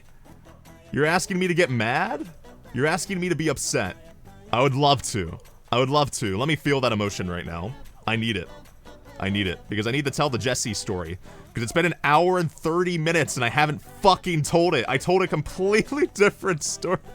Two of our friends have had great luck? They did. I'm happy for them. I know you're happy for them too. But it does seem to be the exception more than the rule.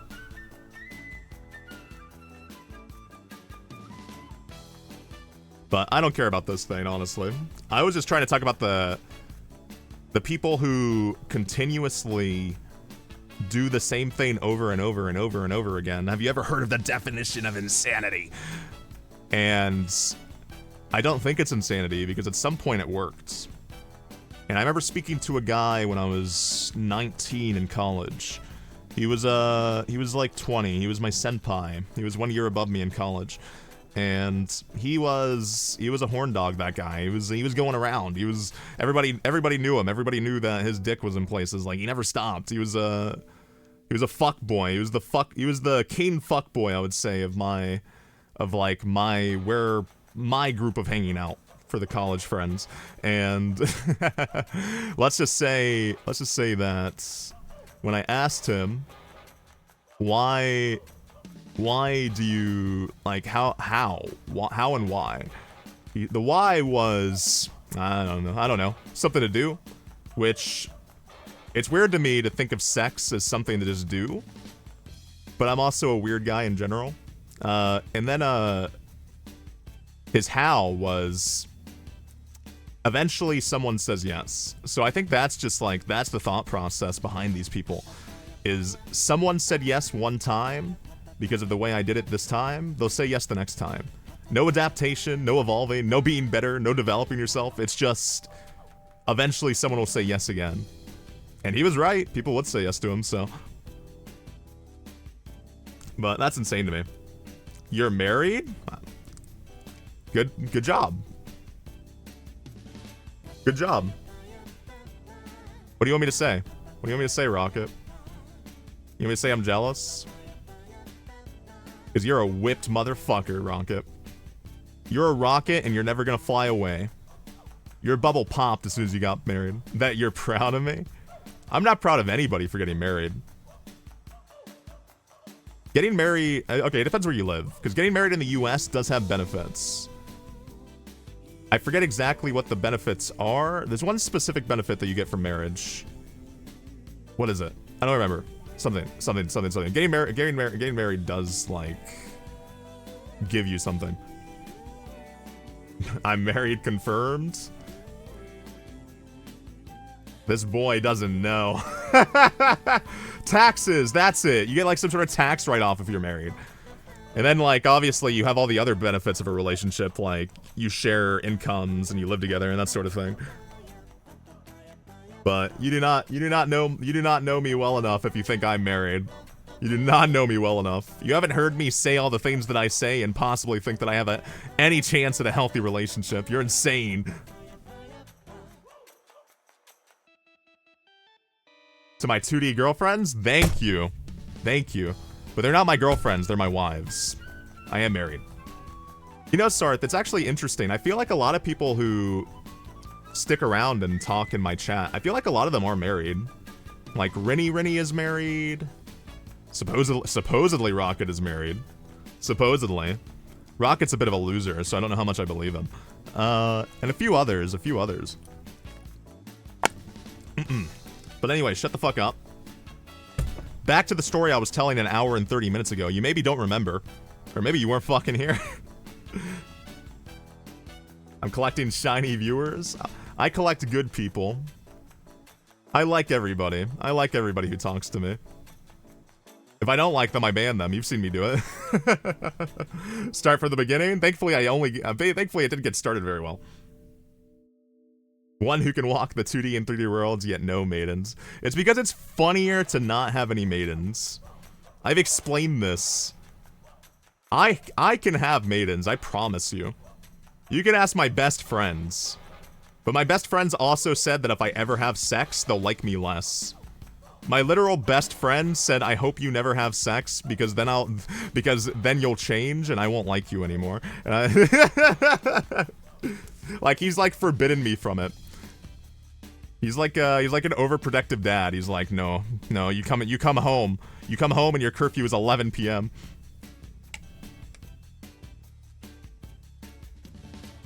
My life is hard. I have to choose between being a fuckboy or having friends. Having friends that I actually care about. No maidens as a bit, I swear. It does sound like that, doesn't it? It does sound like that, doesn't it? But the thing is, it doesn't matter to me if you believe me.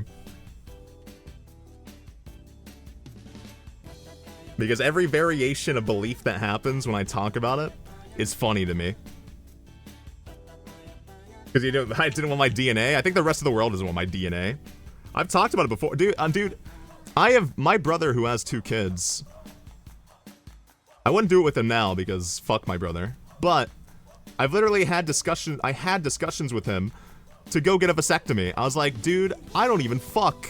And let's go get a vasectomy. Are you scared? Like, let's go get our dicks snipped together. We can, like, hold hands. We can get a certificate. We can feel like brothers. We can brotherly bond by getting our dicks cut. It'll be fucking awesome. They don't snip your dick? Yeah, but what if they did? You don't know that. When have you gotten a vasectomy? You don't know that they don't do that. Mini Glens in the world. I couldn't imagine a mini Glen because I'm not a manlet. Fuck! I had one goal. I had one goal this stream. I had one motherfucking goal. It was to not talk about my height. I hate it. It just comes out of me. It's too relevant to my life, I guess. I failed during the car story. I talk about other people, not me. Small? Yes, I'm unbelievably tiny. I'm like a little bagel man who's an incel and become upset at women. All these fucking women, all they want are the 6'2" guys, the 6'3" fellas. When you're just a little bit below 6 foot, all of a sudden you don't fucking exist. All the little nice men in the world, we're never gonna get the fucking girl. You started streaming? Congratulations. Hey.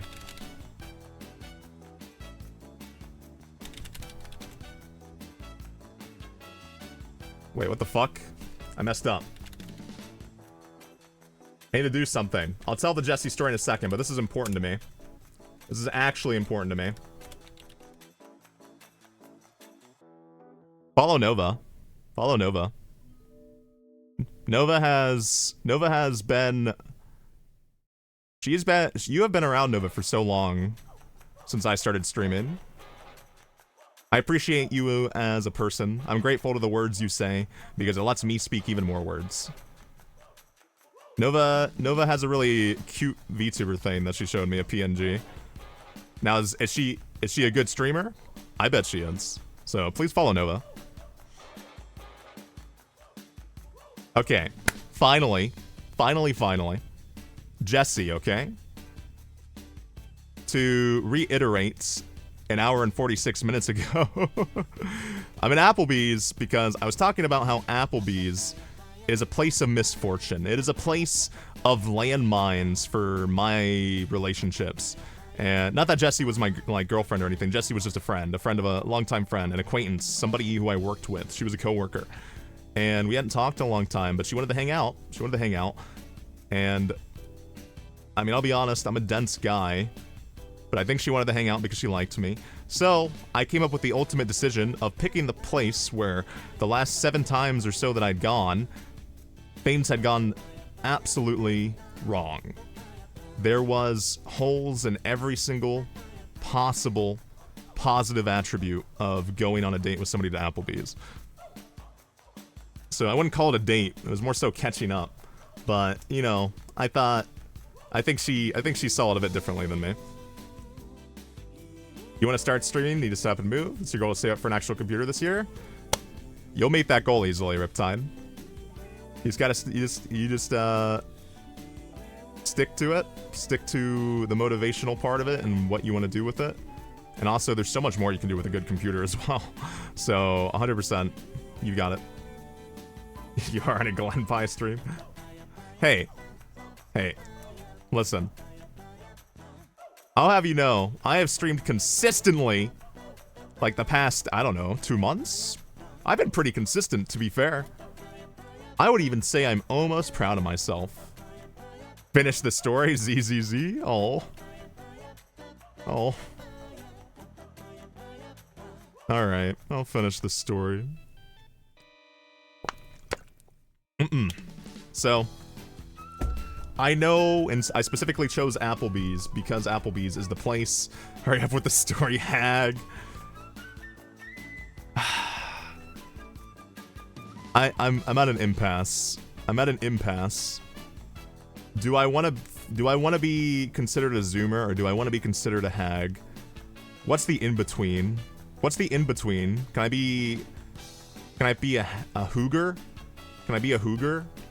Okay, I gotta stop coming up with words. I'm gonna say a slur by accident again. I'm gonna accidentally say a fucking slur if I keep trying to come up with words. Cake? I guess I'm a cake.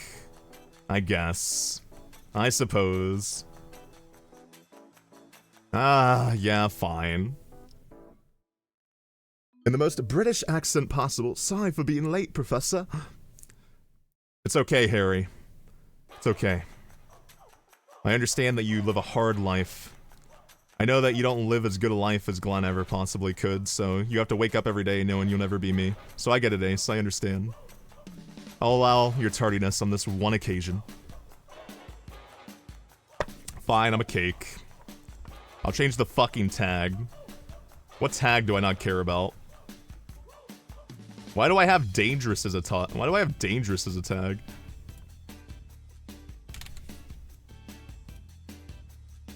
There. Officially a cake. Officially a cake.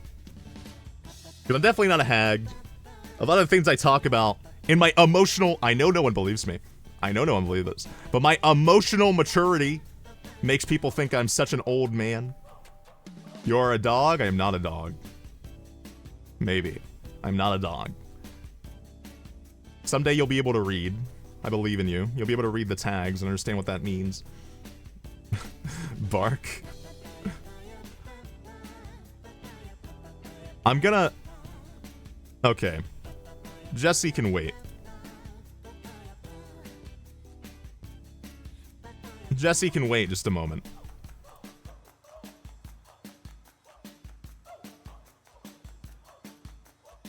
Jessie is no longer important in this moment. She can wait. She's waited... Like, this is... See, this is the entire point of the story, right? This is the entire point of the story. She didn't matter to me. And none of you matter to me either. So I'm gonna eventually break you. I'm gonna break your heart. What the fuck? Why am I doing this to myself? Why am I determining this? I hope that this quiz... Wait, why is it not doing the thing? Why is it just frozen on Wordle? Hey, stop that. Work the way I want you to work. Oh, there we go. Ah! Grab it. I'm getting mad. I'm getting actually upset. Okay, there we go. I'm not a dog, but if I was to be a dog on occasion, I would like to know what dog I am. Unleash your inner hound. At a wedding reception, you are suddenly faced with a fairly extensive wait. This quiz, I promise you, it's gonna say at the end that I'm not a dog. It's like every answer I submitted was so undog-like, they can't classify me. If you want to take it, that's it. At a wedding reception, you are suddenly faced with a fairly extensive buffet.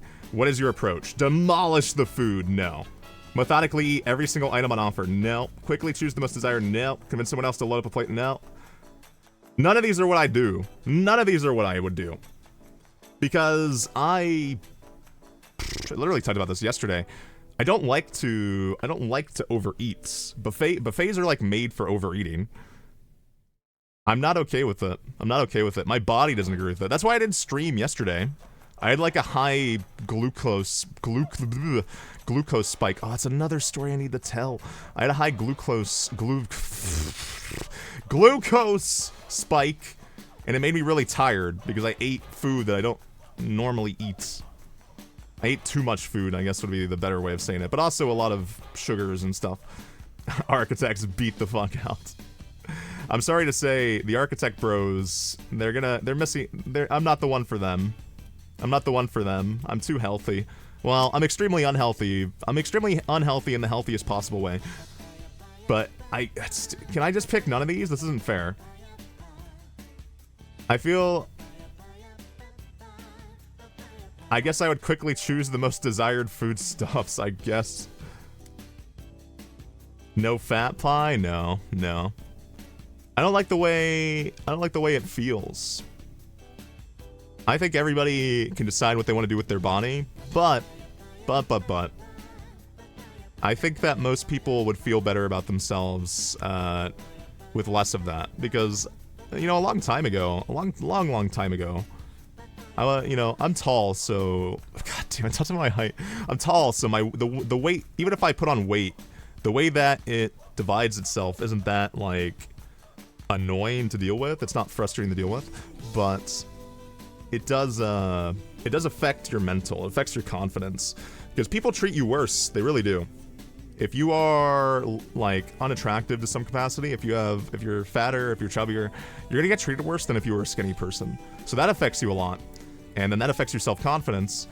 But also having like the little bit of fat, it just feels, to me at least, it feels like I have messed up. Like, I just feel uncomfortable with myself. Tall? That's not what I heard. Do I have to do this every single stream? I'm 6'2", 6'3". I'm unbelievably tall. Isn't that so attractive? Doesn't that make you like me more? Isn't that my entire personality, the fact that I'm tall? There we go, fine. I said the thing. I said the fucking thing. I said the Glen thing. No? You say actually, yes. Danny, a lot of people like tall. They like tall. I've had my friends tell me this. They're like, you are birthed with like the perfect fuckboy genes, like, and you don't utilize them at all.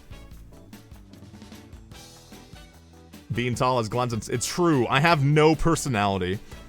Hey, you know what? Fuck this. Who wants to watch me play Valorant in silence? Anyone interested? Oh, no, you're right. That's too... Let's boot up Final Fantasy 14. And let me just, like, not say anything. That sounds like a good time. Or, you know, even better. Why don't I just boot up, like, I don't know, some Final Fantasy game, some JRPG, sit in silence, and then at the very end, just be like, oh, this game was so good, and start crying. Is that what you want from me? Glen not talking, let's go! That's me. That's me. Whenever I don't talk, I'm like, oh my god, I'm free. I can stop. I can save my lungs. You either take a client at 50% off. Alright, we're booting up Valorant. No. No. Being tall is a part of my personality, though. It is. I'll admit it. I'll admit it. I like being tall.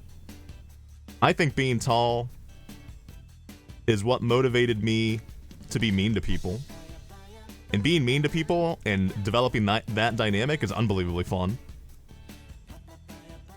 There's no better friendship than the ones where you hate each other. An old friend calls you in the middle of the night asking for some important advice. How do you react? Swiftly turn the conversation to you and your problems. Let's fucking go. This is all about, oh, your problems? What about me? Try to get off the phone as quickly as possible. Listen for a few seconds, then hang up and go back to sleep. I do know somebody who would do that. Patiently listen to their woes and offer advice. Try to be sympathetic, but be inwardly annoyed. I've talked about it too many times. I am the love guru. I am the therapist. I'm the psychiatrist. I'm just everything. I'm everything. I don't know why, but people trust me with information, and I don't know why. I'm gonna go W stream and W streamer. Wow.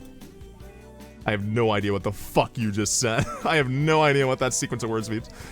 3D era JRPGs, pronounced JPEGers, are pretty tough to stream. 2D ones where you can voice the lines and stuff are pretty nice, I think. So, in my head, I do think streaming JRPGs can be fine. They can be. But it's really, really difficult to feel like I'm properly entertaining. And I know what you're gonna say. You're gonna say, well, you're not entertained to begin with. But I try to be. I try to be. It's important to me to think about that. It's important to me to think about that.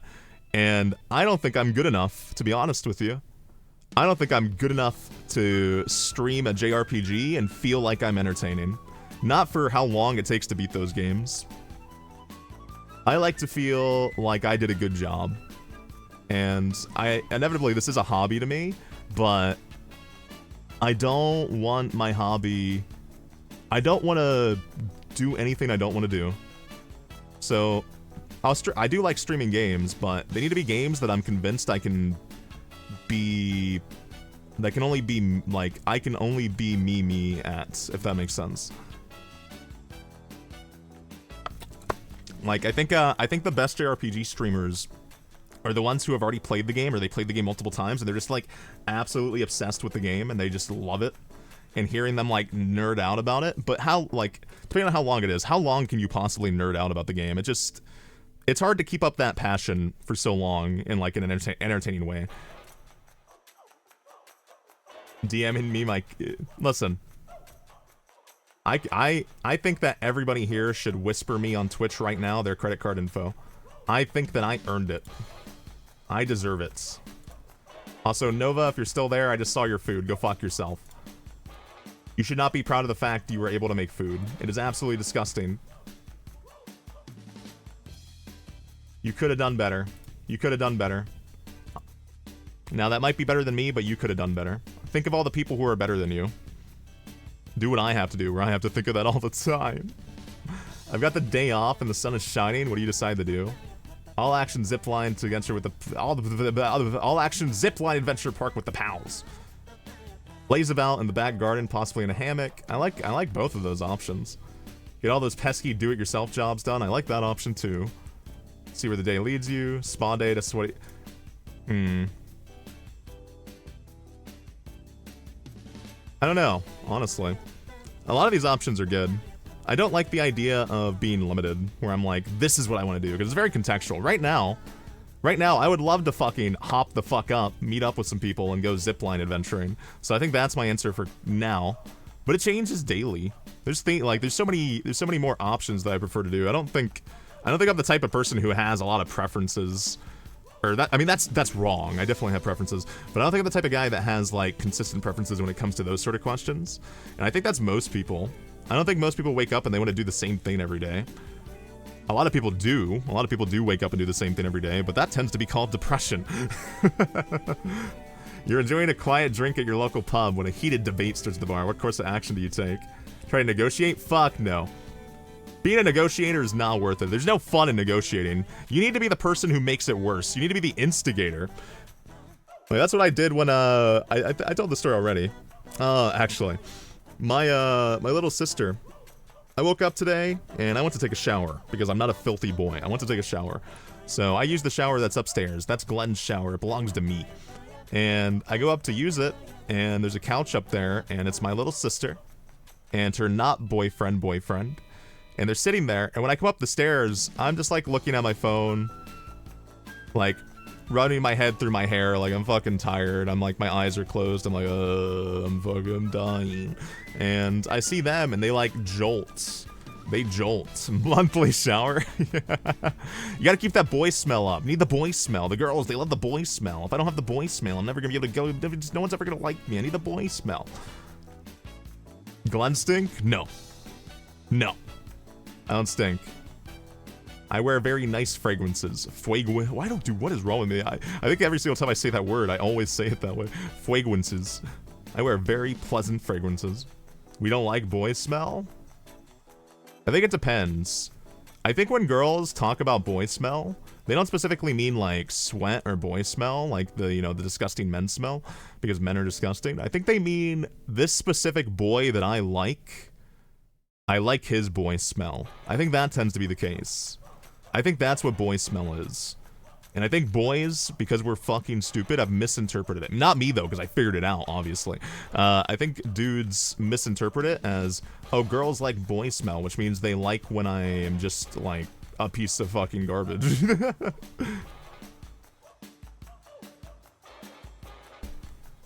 But I went upstairs, and they, like, jolted, and I thought, oh, I should make this awkward. That was my first thought. I was like, these two were like hanging out. The youthful fire of the fire of youthful passion is in front of me. It's burning hot. It's like an Olympic torchbearer, and I've come with a bucket of water to dump all over it. And I approached them on the couch, and I'm like, "What you doing?" And they're like, "Oh, we're just doing nothing. We're just hanging out." And I'm like, "Oh yeah, hanging out." I'm like, yeah, you guys are here a lot. Do you guys not have any hobbies? I like look at him specifically, and I'm like, oh, I know my little sister. She has hobbies. She plays video games. She reads books. She studies. She's a good girl. What do you do, huh? What do you do, guy? And this is specifically why when this boy is over, Glen mom does not let me leave my room usually. She usually texts me and tells me not to leave my room when he's over, but for some reason she didn't do it today, so I had an opportunity. And Glen cock blocking? A fucking course I'm cock blocking. That's my little sister. I'm not letting this random fucking guy, especially when you're that young. When you're that young, like a lot of people have sex really young and stuff, and like relationships and stuff, and I think it's a part of that, and it's part of being rebellious and finding yourself and all that. So my sister can do whatever she wants, but doesn't mean I'm not gonna be an absolute fucking annoying older brother about it. And I asked him about his hobbies, and he's like, I play video. I'm like, what type of video games? I start gatekeeping video games, even though I don't play video games that much. Oh, I thought you were 30 or something? I'm a cake, all right? You can figure out the age yourself someday. I'm whatever age you want me to be. Mostly because I'm simultaneously 7 years old, 13 years old, 17 years old, 19 years old, 22 years old, 28 years old, 30 years old, 34 years old, 38. 38? You caught me. I'm 38 years old. I'm an old man. I'm an absolute old man. You've heard how I talk about the old internet? I talk about dial-up. I must be like 47. I'm cock-plugging a 35-year-old couple. I would. When I'm an old, decrepit old man and my sister somehow has failed every relationship she's ever had, you better fucking believe I'm still ruining it for her if I see her with a man. No matter what age I said, I was a disappointment. Someday I won't be. He's 3 years old and forced to eat concrete. I feel like I eat concrete whenever I read your messages. But I start asking about his hobbies. And I start gatekeeping him. He's like, oh, I like Rainbow Six Siege. And I'm like, oh, yeah? Yeah? Have you ever read a Tom Clancy book? And he's like, who's Tom Clancy? And I'm like, oh, let me explain what Tom Clancy is to you. I sit down, and I'm like, so Tom Clancy, you see, he's this really old guy who's fucking dead, right? And he's like, okay. And I'm like, that's all I know. That's all I know. But I know more than you. So why you play these FPS games? I hear that you get mad at them. I hear you get mad at them. And bitch. I hear you get mad at them. And he's like he looks over at my sister and he's like, you told him that I get mad? And she was like, well, you kind of do. And I'm like, so why do you get mad at games? And he's like, it's sometimes I just get overwhelmed. And I'm like, oh, so you're insecure about your abilities, huh? And he's like, what? And I'm like, you have insecurities. And he's like, well, I mean, who doesn't? And I'm like, yeah, but you're insecure about video games? You have nothing else going on in your life? And my little sister starts she grabs onto my side and starts pinching me. She's like, can you stop? Can you just stop? Can you just fucking shower or whatever the fuck you're doing up here? Doesn't your sister get mad or something? She did get mad, yeah. She did get mad. And as soon as he started pitching me, I stood up and I was like, oh yeah, you're right, I am doing that. And as I'm walking away, I'm like, someday I tell this poor kid, I'm like, someday you'll be worth something, bro. Hey, if you get mad at video games, if you're the type who gets mad at video games, I'm gonna treat you poorly. Because it's funny. It's funny. Because I used to be like that too. They really use his name whenever you can. But yeah, I went and showered or whatever. That's the story for that. But you need to be an instigator. So stand on these, because you don't want to go directly in. Today I went directly in, but it's because I'm defending my sister's honor. Usually you want to stand on the sidelines and egg them on. It's time to upgrade your car and grab yourself a new set of wheels. What kind of car do you fancy? I don't care. I really don't care about cars. I don't think I've ever cared about cars in my life. I have tried to care about cars, but I just think they're so uninteresting and boring. And the people who like cars are so boring to talk to that I just never had an interest. But if I had to pick something, I'd probably pick something. I mean, you saw that I have a Kia Soul, so I guess something nice and big. Like, just something spacious and comfy. I just care if my car is comfy and, probably good mileage, I suppose. My comment was about the Tom Clancy thing, in case you were confused. Yeah, I was confused. You noticed. They really... It's weird that they use it so much, because I don't think anybody's ever actually read those books. I read a Tom Clancy book when I was young, but I think it's just because it's become so integral to the branding. It's weird how that happens. Like how Madden is about this old commentator, but nobody knows that. Nobody knows that the Madden games, the reason they're called Madden is because there was this old football commentator who was like iconic named Madden, but now nobody knows who the fuck he is. You think you read one? Yeah, that's the thing. I think I read one too, because those books are... They're books, I guess. There's something you read, there's something you pick up in the library and you're like, this has a cool cover, and then you forget about it within like 6 months. John Madden! I missed that. EA Sports. It's in the game. I missed that so much. That always made me so happy. There's those little things that made me happy. That and like the PlayStation start screen, the PlayStation 2 start screen. All those little things. Like I don't have them anymore because I'm a PC guy. I boot up my PC, and while I'm waiting for the PC to boot up, which is, it boots up very fast, by the way, because I built this PC myself. And I put a very fast... I put the OS on a very fast SSD, so it boots up so fast. And I did that way I don't have to stare at my monitor, my black monitor, and see my reflection for too long. And think about my life. One likes a nice, big, and comfy. Who doesn't? Who doesn't? Being comfortable is important. Much more than feeling cool. I know that I talk about fashion a lot, but I would never wear clothes that made me uncomfortable just to feel like I look good. Because you can do both. You can do both. The GameCube? Ah, the GameCube. I remember playing Eternal Darkness. Do you know that game? Oh my god, I want to stream that game, actually. Eternal Darkness is this fucked up old horror game, and the thing about it is you can't play it anymore the same way, because at the time it was really innovative and fucked up. Where that game intentionally, when you play on GameCube, it's like if the disc was scratched, like, and it couldn't be read, it would just pop up with a screen that says, "We cannot read the disc, we cannot read the screen, something is absolutely fucked up, you fucked it up, it's broken." And Eternal Darkness, the more, it added like an insanity meter. The more fucked up stuff that you saw in the game, the more your meter went up. You became more and more, like, unsure of yourself. You became a literal person who should probably go to the Grippy Songs place. And the game would tell you to, like, take out the disc. It would be like, the disc can't be read, take it out. And then you would just lose your progress. It was so messed up. It was so messed up. Like, how was a kid supposed to figure out that was happening? That happened, I took it out, and I lost, like, an hour of progress, and I was like, I'm going to bed.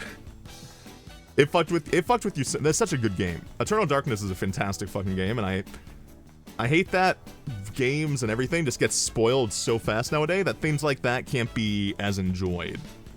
Like, when something like that happens, it's just... The thing you're gonna see about the game, if you don't know about it initially, is always gonna be a spoiler. And although I don't think... I think good things don't need to rely on spoilers, and like, if you got spoiled, this thing ruined it. But I do prefer to not be spoiled. The meta moments, yes, the meta moments. How long am I streaming for? Probably not that much longer, honestly. I wanted to chat tonight. I was gonna do the Everything Wrong With Me stream, but I didn't feel up to snuff, I guess, would be the way of saying it. So I just decided I was gonna talk. Because I kinda like doing that sometimes, maybe. Having Meryl's codec number on the back of the seat, dude, I miss stuff like that so much. It just doesn't exist anymore. There were just so many like cool little things that devs came up with for their games. Whether it be in the packaging, whether it be in the fucking with people, because that's what the hardware could do at the time. It's just maybe I am a hag. Maybe I am a hag. You've been called upon to entertain some young children for the afternoon. That's what I'm doing right now. What variety of distraction do you attempt?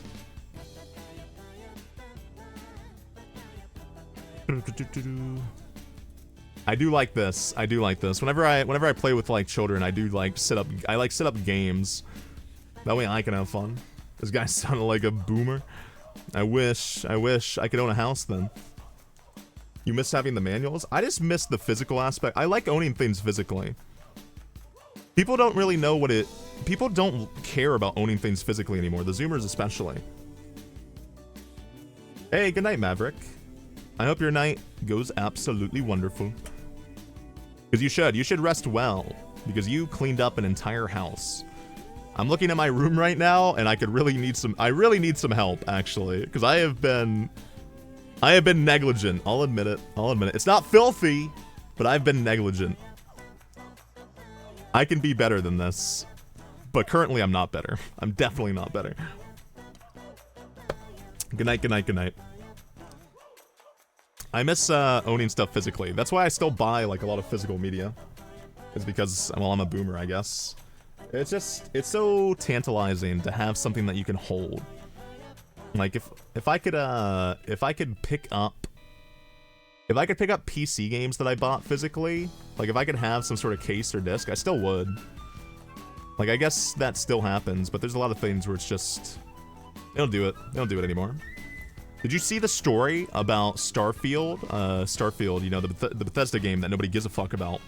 Like, it was going to be the biggest game in the world, and I don't think I've met a single person who has anything to say about it. Even people who played it, they never talked about it. Like, I don't know how a game that was so hyped up and everyone couldn't stop talking about it before it came out, and then everybody stopped talking about it. There was nothing to say. There was nothing to say about that game. So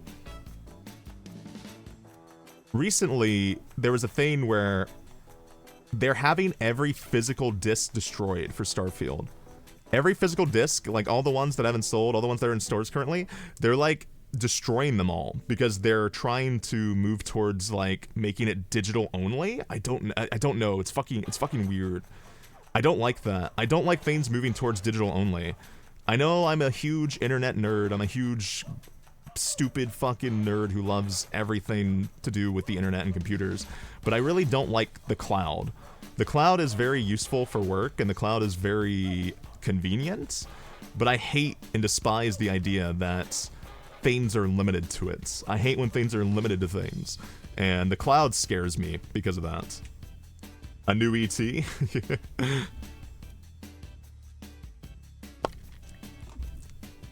I'm shocked that hasn't happened yet. I'm shocked they haven't made a second ET movie so that I can hang myself in Minecraft. Having digital only, it's just depressing, I would say. It makes me feel like there's actually like an active movement by companies to make things as inaccessible as possible. Like they want to limit it to the point that, because the reason they're doing that is so that you can't buy it secondhand. Like that's the reason. They're like, we don't want people to buy it secondhand and get it for cheaper and not give us money because we don't make money. Oh, Atari's ET. Of course. We need that again. It's hard to believe that the video game industry literally fucking died and wasn't gonna happen. Like video games, the industry collapsed. And now look where we are. Video games are like ridiculous. They are massive. They are part of pop culture in such an ingrained manner that it's just not ever gonna go away. And they make way too much money because digital assets are so cheap to make and you can just sell them to idiots all the time. Like with gacha games and whatnot. And I say idiots because I have spent money on gacha games because I'm fucking stupid. I'm not saying I'm better than anybody. I'm better than a lot of people, but I'm not better than that. You're okay with add-ons or DLC being digital only? Yeah, that doesn't matter. That doesn't matter to me. I just want physical to live on. I think it's important that there's like different avenues to have it exist. PS3 days where they forced you to buy it new for the online multi. Yes, dude. That was so fucked up. That was so fucked up the way that they did that with Mass Effect 3 as well. Where it was like, if you bought a used copy of the game, it didn't come with the multiplayer code, and it's like, what the fuck? It was insane. It's insane the way these companies like put so much effort into trying to fuck you over. Like, they're like, you wanted to play our game? Oh, we hate you. Incomplete games being sold and fixed almost a year later with the DLC, sometimes paid. It is disappointing that the modern game industry is finished product, finished product, finished product. If we don't finish product now, we're not gonna make quota for the shareholders or whatever, something silly. It sucks. It's why I don't really get excited for games that often. I get excited for indie games, to be fair, but like any big studio games, I have like no excitement for them because it's just they are gonna be shitty at the beginning, and then I can play them a year later and they'll be good, maybe. Like I am too. I was about to say I'm too old. Maybe I am too old to deal with this now. I'm too tired and exhausted and want to use my time for things I know are going to be a good like use of my time. I value my time too much. Where I put my time is very specific decisions, and I'm going to make those specific decisions because it's what I want to do. So when I see these games that waste your time or like they try to treat you like a consumer, it just bothers me to the point where I'm like, I don't want to give them money. I don't want to give them time. So I'm not going to pick up your incomplete game. I don't care how fun it is. I don't care about any of that. I say that, but I buy every fighting game. But fighting games are hard to fuck up. Like Tekken 8. Tekken 8's a pretty complete game overall. The roster was even big. Even though I'm disappointed with what the roster is, the roster was big. Which I want to play Tekken 8. I haven't been playing it that much just because I told myself I would not I don't think it's wasted time, but I would not spend too much time on it when there's other things to do. Things that in my head are a little bit more important, at least at this moment. Happened with the original DOA 5 and Dead Space 2. DOA 5 had that, really? For a fighting game? Fighting games are already the poverty genre. Why are you're segregating the audience even further? They did insane things, like the mid-2000s, the mid-2010s. They tried so much stuff to, like, make money and save money. It's insane the ideas they came up with. Like, imagine being the guy in the fucking meeting, for the developer meeting. He's like, okay, what if we made money by making this thing that they just bought inaccessible, unless they have this code? Like, what a fucking asshole. Where is that guy? How does he sleep at night? During the night, you are awakened by a strange sound. I wouldn't. I'm a heavy sleeper. Way too heavy as a sleeper. Way too heavy as a sleeper. Are you guys the type that you feel like you're being watched, you wake up? I know a few people like that, and I'm jealous of that. I'm jealous of that, because my body does not listen to me. Not to that, like, great... Like, you're asleep and you're that alert? You're that alert? Like, that's crazy to me. That's crazy to me, and also... Maybe you have a superpower. And that terrifies me, because it means I don't have a superpower. I want a superpower. Is my superpower stupidity? Hey, do I like butterflies? I do, but that's only because a friend of mine hates them. Why do you ask? It's a very specific question. Give me the reasoning for that question. Tell me. Tell me exactly why you need to know that information. What are my next steps? Go to the nearest blunt object to investigate. Used to chase butterflies when you were younger. Didn't think I would give them to me for free. Aww. You need higher standards. You need higher standards. Let's talk about this. Let's talk about this. Master Q33F420. You need higher standards in your life. Every person you love is always going to fail you because your standards are too low. Don't let the butterflies decide everything for you. Don't let it happen. Be terrified of them. Be terrified of that feeling. Because you don't know if that feeling's actually real. You don't know if it's worth it. It's Master Queef. Ah, my mistake, Master Queef. I didn't mean to mispronounce thy name. I give people butterflies all the time. I'm accustomed to it. But you need better taste. There's nothing appealing about me except everything. Which means there has to be problems lying underneath. You gotta be careful. You gotta be careful with that type of person. That type of guy. If you wake up because you feel like you're being watched, you probably are being watched. Yeah. Yes. Yes. I think that's true, honestly. If you wake up and you actually think to yourself you were being watched, you probably were being watched. Because it happens to my little sister, too. Because I wake up my little sisters to go to school very often. And I'll open the door really, like, silently to wake them up. I usually just want to scare them. But I'll, like, look at them for, like, 2 seconds and be like, oh, my little sister's asleep. And then they'll wake up and be like, ah! And I'll be like, hey, no, it's your brother. It's okay. I don't know how they have that innate sense. Butterflies are socially acceptable moths. I wonder if butterflies became more accepted because of, like, the Pokemon Butterfree. I think people see butterflies and they're like, it's so beautiful. It reminds me of a Pokemon. Moths are gross. Butterflies are gross. I don't want anything that's that tiny within my presence.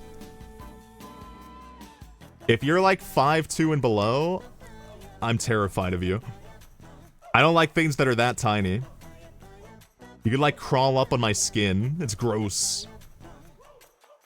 How do I feel about ladybugs? I freak out. I freak the fuck out. I'm like genuinely. A ladybug lands on me and I feel it. I go, ah! Like I don't, because my body is so big, I don't like feeling things that I like. I don't like it. I have to like figure it out. I have to figure out why I have a different sensation suddenly. Like I actually spasm when I feel anything that feels like it's crawling on me. Like if you ever hang out with me in my human form, sometimes I'll just feel that way and I might spasm because I think like something's on me. I'll probably be wrong because it's natural for your body just to have those like sensations and you're like, ah, something's on me. And then you're like, oh no, I'm stupid. Nothing was on me. It was just my body. My body was gaslighting me, which I feel like the human body does that often. The human body is just a constant gaslighter. Maybe that's more so the brain than the body, but you get what I mean. The same thing. Pretty wing patterns rather than plain ones. Pretty much. That was what I was talking about earlier. Attractive people, they get treated better. It's the same with butterflies and moths. Same motherfucking thing, but they're prettier. So people are like, oh, you get a pass. Did you get a jump scare when your mother would slowly open the door? It's the uncanny feeling, I think.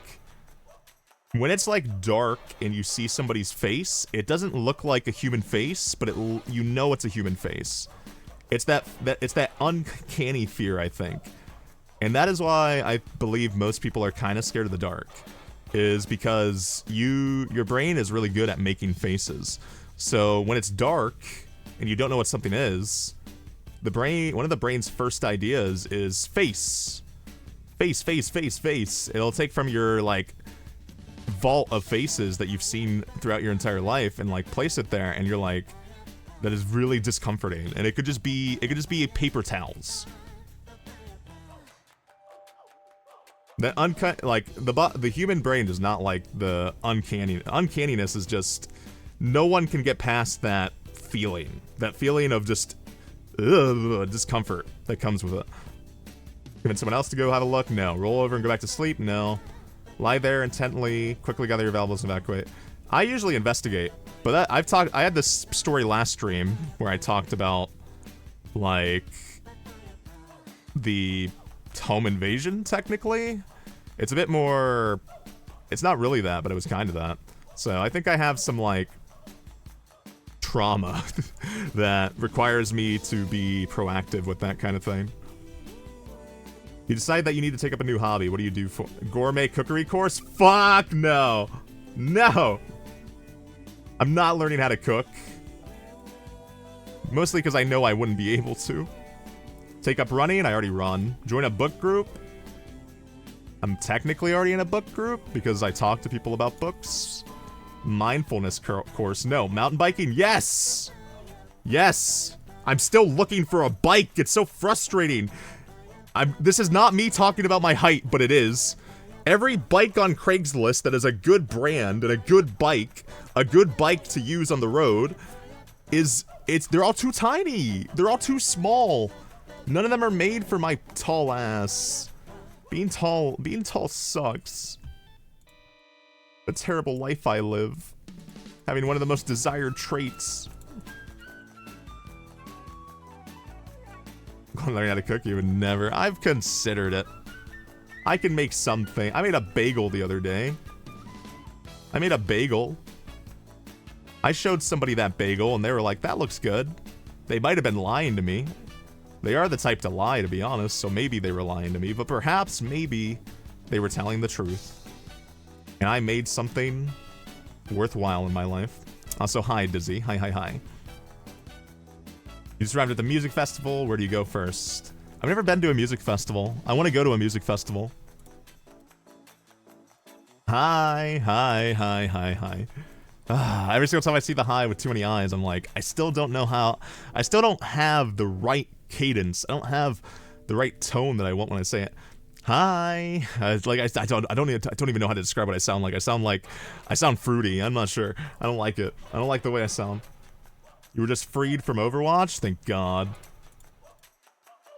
You should free yourself from Overwatch forever by uninstalling. That's my advice. I am fruity? Sometimes. I'm a bit of everything. I'm a bit bitter, I'm a bit sweet, and I'm definitely 100% stupid, because that's definitely a flavor. That's a flavor when I cook, at least. Oh, you got onto the team. Congrats, Emerito. Lovely. That sounds like fun. I know that my college had an esports team, but no thank you. No thank you. I don't want to spend too much time getting mad at video games. Head to the bar. Let's sneak into the VIP area. That sounds like something I do. Where the fuck are... Wait. No. Do I actually have to sign up? What? What the f... Okay, skip the scene. Thank God. I was about to say, fuck off. I'm a bourgeois. Look at the log boy. You might not always make the best decisions, fuck you, but you will reach those decisions quickly and not be talked out of it. You're highly energetic with a sense of humor that is often apparent, even if it emerges at inappropriate times. I guess. You have a dignified air, yes. And like your own company, yes. Though you often run the other way, rather than deal with a difficult situation. I don't agree with that. Dark Souls Doglet? He's a Dark Souls Doglet?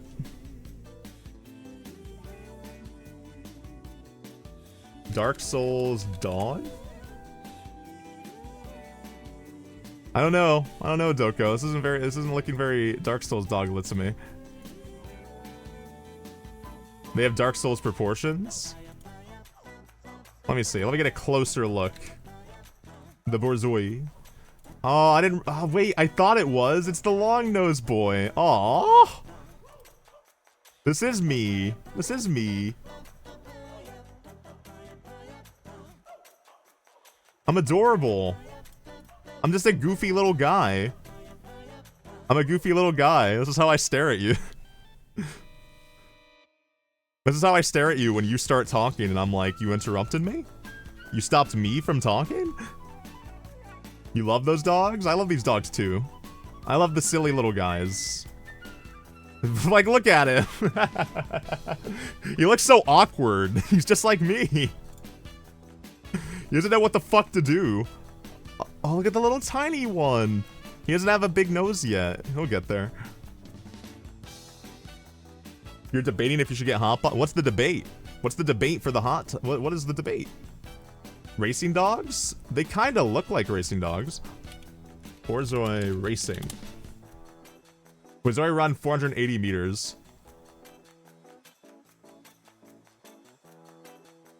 Yeah, I guess they are racing dogs. They have long hind legs and everything, so it makes sense. Oh my god, look at them go. See, this is me. I'm in a cage and I'm running all the time. This is my life. I'm trying to outrun the cage. Sadly, I don't know how to open things. I don't know how to use my opposable thumbs.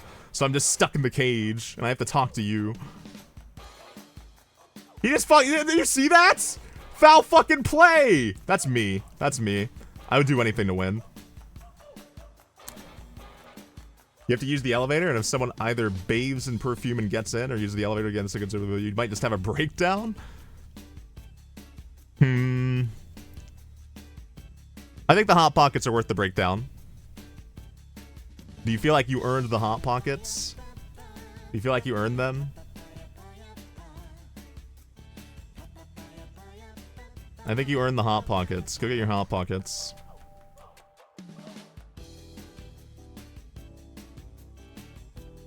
Why is that not working? Why are you not working, you stupid, stupid thing? What am I doing wrong? Oh, I'm sad. You did your homework? Then yeah, go get it. Go, go, go. There's not much time left in the night. You have a many opportunity to get Hot Pockets. Also, personally, I know this is gonna be sacrilege. I don't care for Hot Pockets. I don't dislike them, but I don't care about them. Like, they're not a treat to me. I'm somebody who is very, very, very attached to treats. I love getting a treat. Not because I'm a fucking dog, because I think treats are important to mental health for everybody. But Hot Pockets aren't a treat to me. There's limited choice. If they're the most treat-like thing you have, you take them. Oh man, I gotta get my new emotes done because I love dogging them so much. I want more emotes like that. I want my fucking distorted, contorted emotes. You need a little treat to get you through the day? What type of treat? Because I think it's okay if it gets you through the day. But it depends on the treat. Because when I say treat, I think there's many types of treats that aren't even... what do you say? How do I say? I'm losing my mind. There are many treats that don't need to be actual treats. Like, they don't have to be food. I think it's stupidly important to have treats that aren't food to get you through the day more so than anything else. Or, like, something that gets you through the day, like, I don't know, coffee. Because coffee doesn't really have calories unless you put creamer in it. Get them Ferrero Rocos. Those are a decent treat. My type of treat, I don't treat myself often, to be honest with you. I don't treat myself often with you. Also, fuck the Jesse story. I just remembered the Chipotle story. I need to tell this, okay? So, after going to the car dealership and having all the shenanigans happen, how did I pronounce that?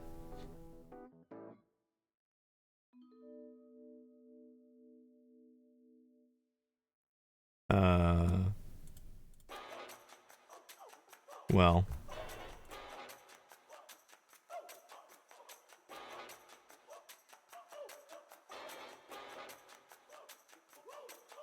I pronounced it correctly, I assume.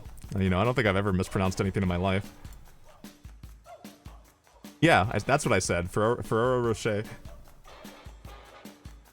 I say rocker? I think I did. I'm tired! I'm tired, okay? Things are hard.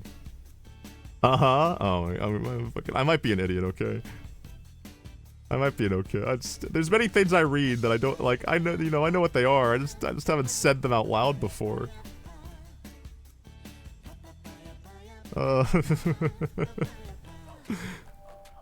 I'm glad to have you point out the fact that I'm an idiot. I've been in friend groups before, like not my personal friend groups, but I've hung out with people who are obvious friend groups, and like they get really defensive. And it always weirds me out. It always weirds me out when people are like, you know, they don't like point out that somebody. It's basically it's like it's the IRL verbal way of like having a typo in the group chat when you get roasted for it. Like I had a typo earlier. I think I already mentioned it, but I had a typo where I accidentally said a slur without realizing. Like I didn't register what I typed. Because I was just like making up something and I didn't think about it at all. And I don't think I think that's the hardest I've laughed in the past 3 days. Which I know doesn't sound like much, but I laugh. I laugh a lot. Hello there. Hello, Zachy. How's it going? Zachy, you have the same exact badge and color as Dizzy. That's gonna fuck me up. But hello. What did you do today? What did you do today that made you feel accomplished? We're happy to point out you're an idiot. I know you're happy to point out I'm an idiot because you guys are idiots. You guys are stupid idiots. You're blue though? Oh, it must be because I have readable colors on? We can all have the same badge art and color. It's probably because I have like the readable colors on or something. Because for me, you're purple. Listen, I'm a bit dyslexic. I need a little bit of help with everything. If there's an easy mode, I'm gonna do my best. You're not an idiot? Well then how come you feel so desperate? You desperately want to find a reason to call me an idiot. Because you want to feel better about yourself. They're both purple for you? Yeah, perfect. Sneakerhead. Sneak or head. For a moment, I thought you got me to say a bad word, Ace. I was almost convinced you got me. It's like those people who come in with, like, the names and the stuff, or they type those words that are, like, obviously, like, say it starts with an N. You know the one I'm talking about? Like, there's lots of variations of that one. Like, you just say the thing. I was almost convinced you got me. Sneakerhead. People with sneakers on their head, I think I would respect them. Because they have a good pair of they have a strong pair of legs on their head. Something I thought that was smarter than I was trying to make it out to be. I didn't do too well. I need to email my psychotherapist. I'm glad that I'm a strong reminder of keeping your mental health in check. I don't think I did any mental damage. I've never done that to anybody ever, especially not Dizzy. But I definitely have been a very quaint reminder that you should, without a doubt, care about your mental health and be better. Can you say happy birthday to my friend and then there's a name that's like a slur? Yeah, stuff like that. Stuff like that. Little silly guys coming in thinking that they're funny by saying like the same joke over and over. Listen, slurs, I'll admit it. I'll say it. Everybody knows it. Slurs can be funny. Depending on the context and the people. Everybody knows it. Everybody's aware of this. In that context, it's not funny, it's just lame as fuck. You've been in psychotherapy since August.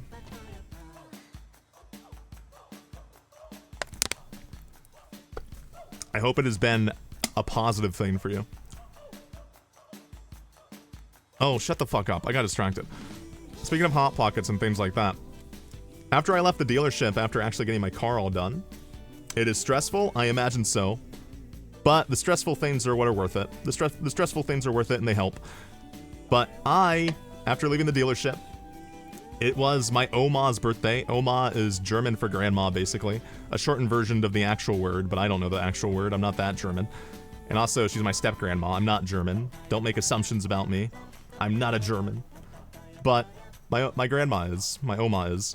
So, Oma's birthday came up, and she asked me to get her Chipotle for her birthday. And I was like, okay, Oma, I'll do that. So, on my way home to go to her party and everything, I picked up Chipotle. And I had done a mobile order while I was driving. Probably very unsafe. But I trust myself. I believe in myself. I've done more dangerous things while driving. It's fine. It's fine. I'm alive. Other people are alive. I promise it wasn't that dangerous. And also my car has automatic driving. My car is one of those cars that, like, if you're in the lane, it does most of the work for you. It's kind of fucking amazing. Obviously, you still need to pay attention, but it just does it just does so much of the work. Like, I don't even have to think at all, which is really good because the amount of people who, especially me, where you get up for work and you drive to work extremely tired, you get to work and you're like in a daze and you're like, did I drive? Like, it's dangerous. It's dangerous. So having that helps me a lot. It doesn't help me from the other stupid drivers, but it helps me from my own stupidity. But I went to pick up Chipotle and it was a mobile order. The mobile orders, they just shout your name and put the thing on, like, the counter. And I enter, and my name is being shouted as soon as I open the door and it's like, Glen! Order for Glen! And I'm like, oh, perfect. What a good day. Things are going so fantastic. I've ruined 7 people's name. Like, I ruined those 4 guys' day at the dealership.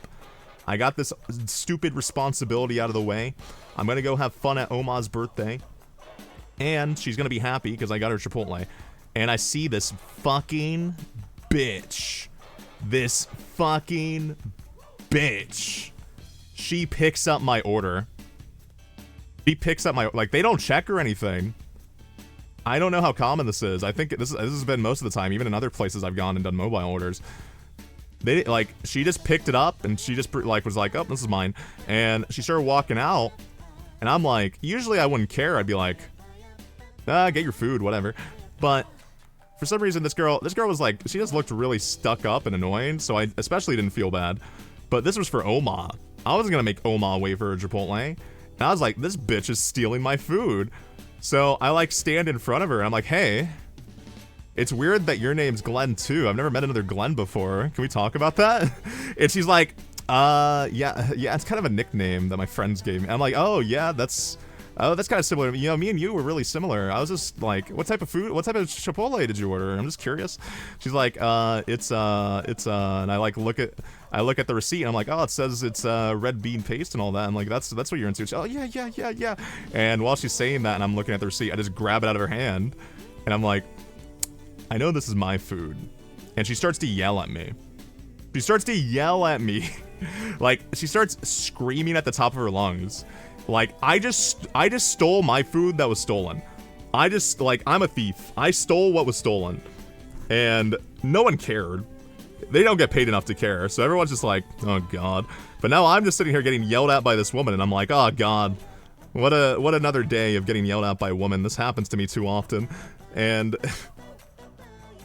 walking to class in the cold is what wakes you up. You should take a cold shower. I wouldn't do that, but maybe you're insane enough.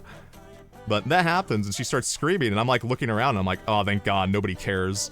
Because she's not, thankfully, like, she's not like shouting like anything that would get some guy to tackle me. You know, like, he touched my butt or something, you know, like some sort of sexual harassment thing that would just get me like tackled and assumed to be the fucking terrible person. I almost wish that had happened. It would have been pretty funny. But she starts screaming, and then she like looks around and realizes no one cares, and she just goes, fucking goddamn it. And she just leaves. She just left, and I was like, that went a lot better than I could have anticipated. Because I was expecting it to be like the manager comes up, employees come up, and I have to explain that she was taking my food, and I have to show them my phone, and then she's gonna complain and be like, no, and she's gonna have some excuse, and it's gonna be crazy. But no, it went very well. That could have went a lot worse. It could have, yeah. I would have just let it slide and just told them, hey, I had a mobile order and it's not here, and then they would have made me food again. But I wanted to get to Oma's just as quickly as possible. Change the batteries in your smoke detector? No. They're not beeping currently, so there's no need to. That's in your house, Scribbles. That's in your house. I am insane about that. I hate the beeping noise that happens. Like, I despise it. It makes me so upset. It's actually so important to make sure your smoke detectors are up to date, just because of things like carbon monoxide and whatnot, like things you can't detect at all and you don't know are affecting you. I've told the story before of the guy who just happened to like get told on Reddit after 1,000 comments of like not telling him to do the right thing when he was like gonna murder his landlord because he thought his landlord was breaking into his house and leaving notes for him, but it just turned out it was him and he wasn't remembering the fact he was doing that. Like like those are the invisible things are the most scary.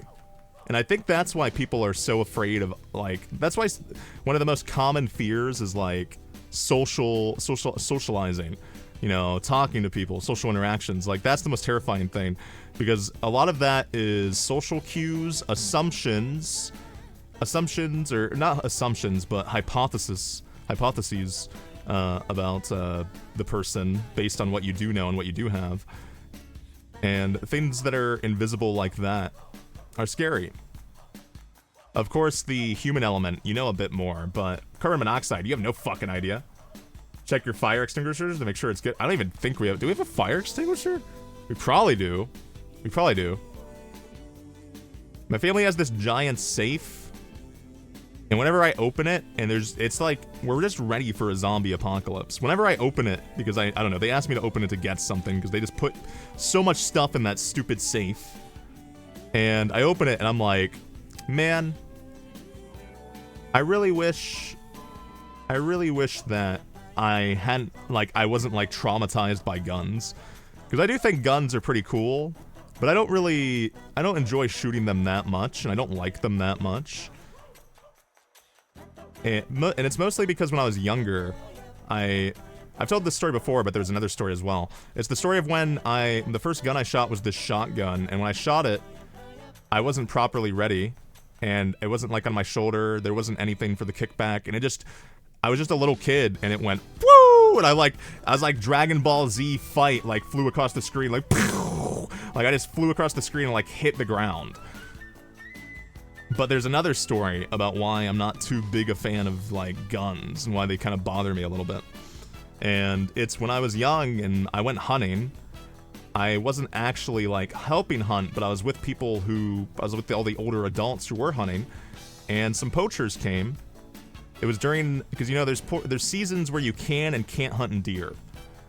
You can hunt deer sometimes of the year and sometimes you can't. There were poachers that came and they started shooting at a deer, and it just happened that deer was right next to me, and I almost like got shot.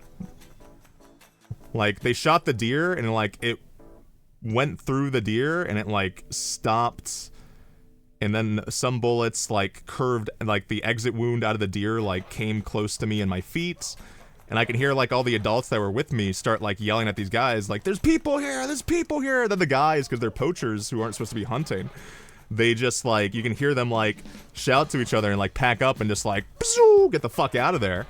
And I'm like, have you ever watched The Walking Dead? That's almost what happened to me as a kid. So I always like feel discomforted by it, because I'm like, that would hurt. I don't want to hurt. Hi, Archer. Hi. Archer, you came at the worst time, because I think I'm just about all talked out. I'm just about all talked out. You must forgive me. You must forgive your father. Your father needs to go get cigarettes. I didn't tell the Jesse story, did I? God damn it. Fuck. I hate you. Yeah, guns. I like guns. I do think guns are cool. Glen can get talked out? No. I just want to go do something else. I feel like if I stream too much, I'm going to get burned out. Like, if I stream 7 hours right now, I'm not going to stream for like 3 days or something.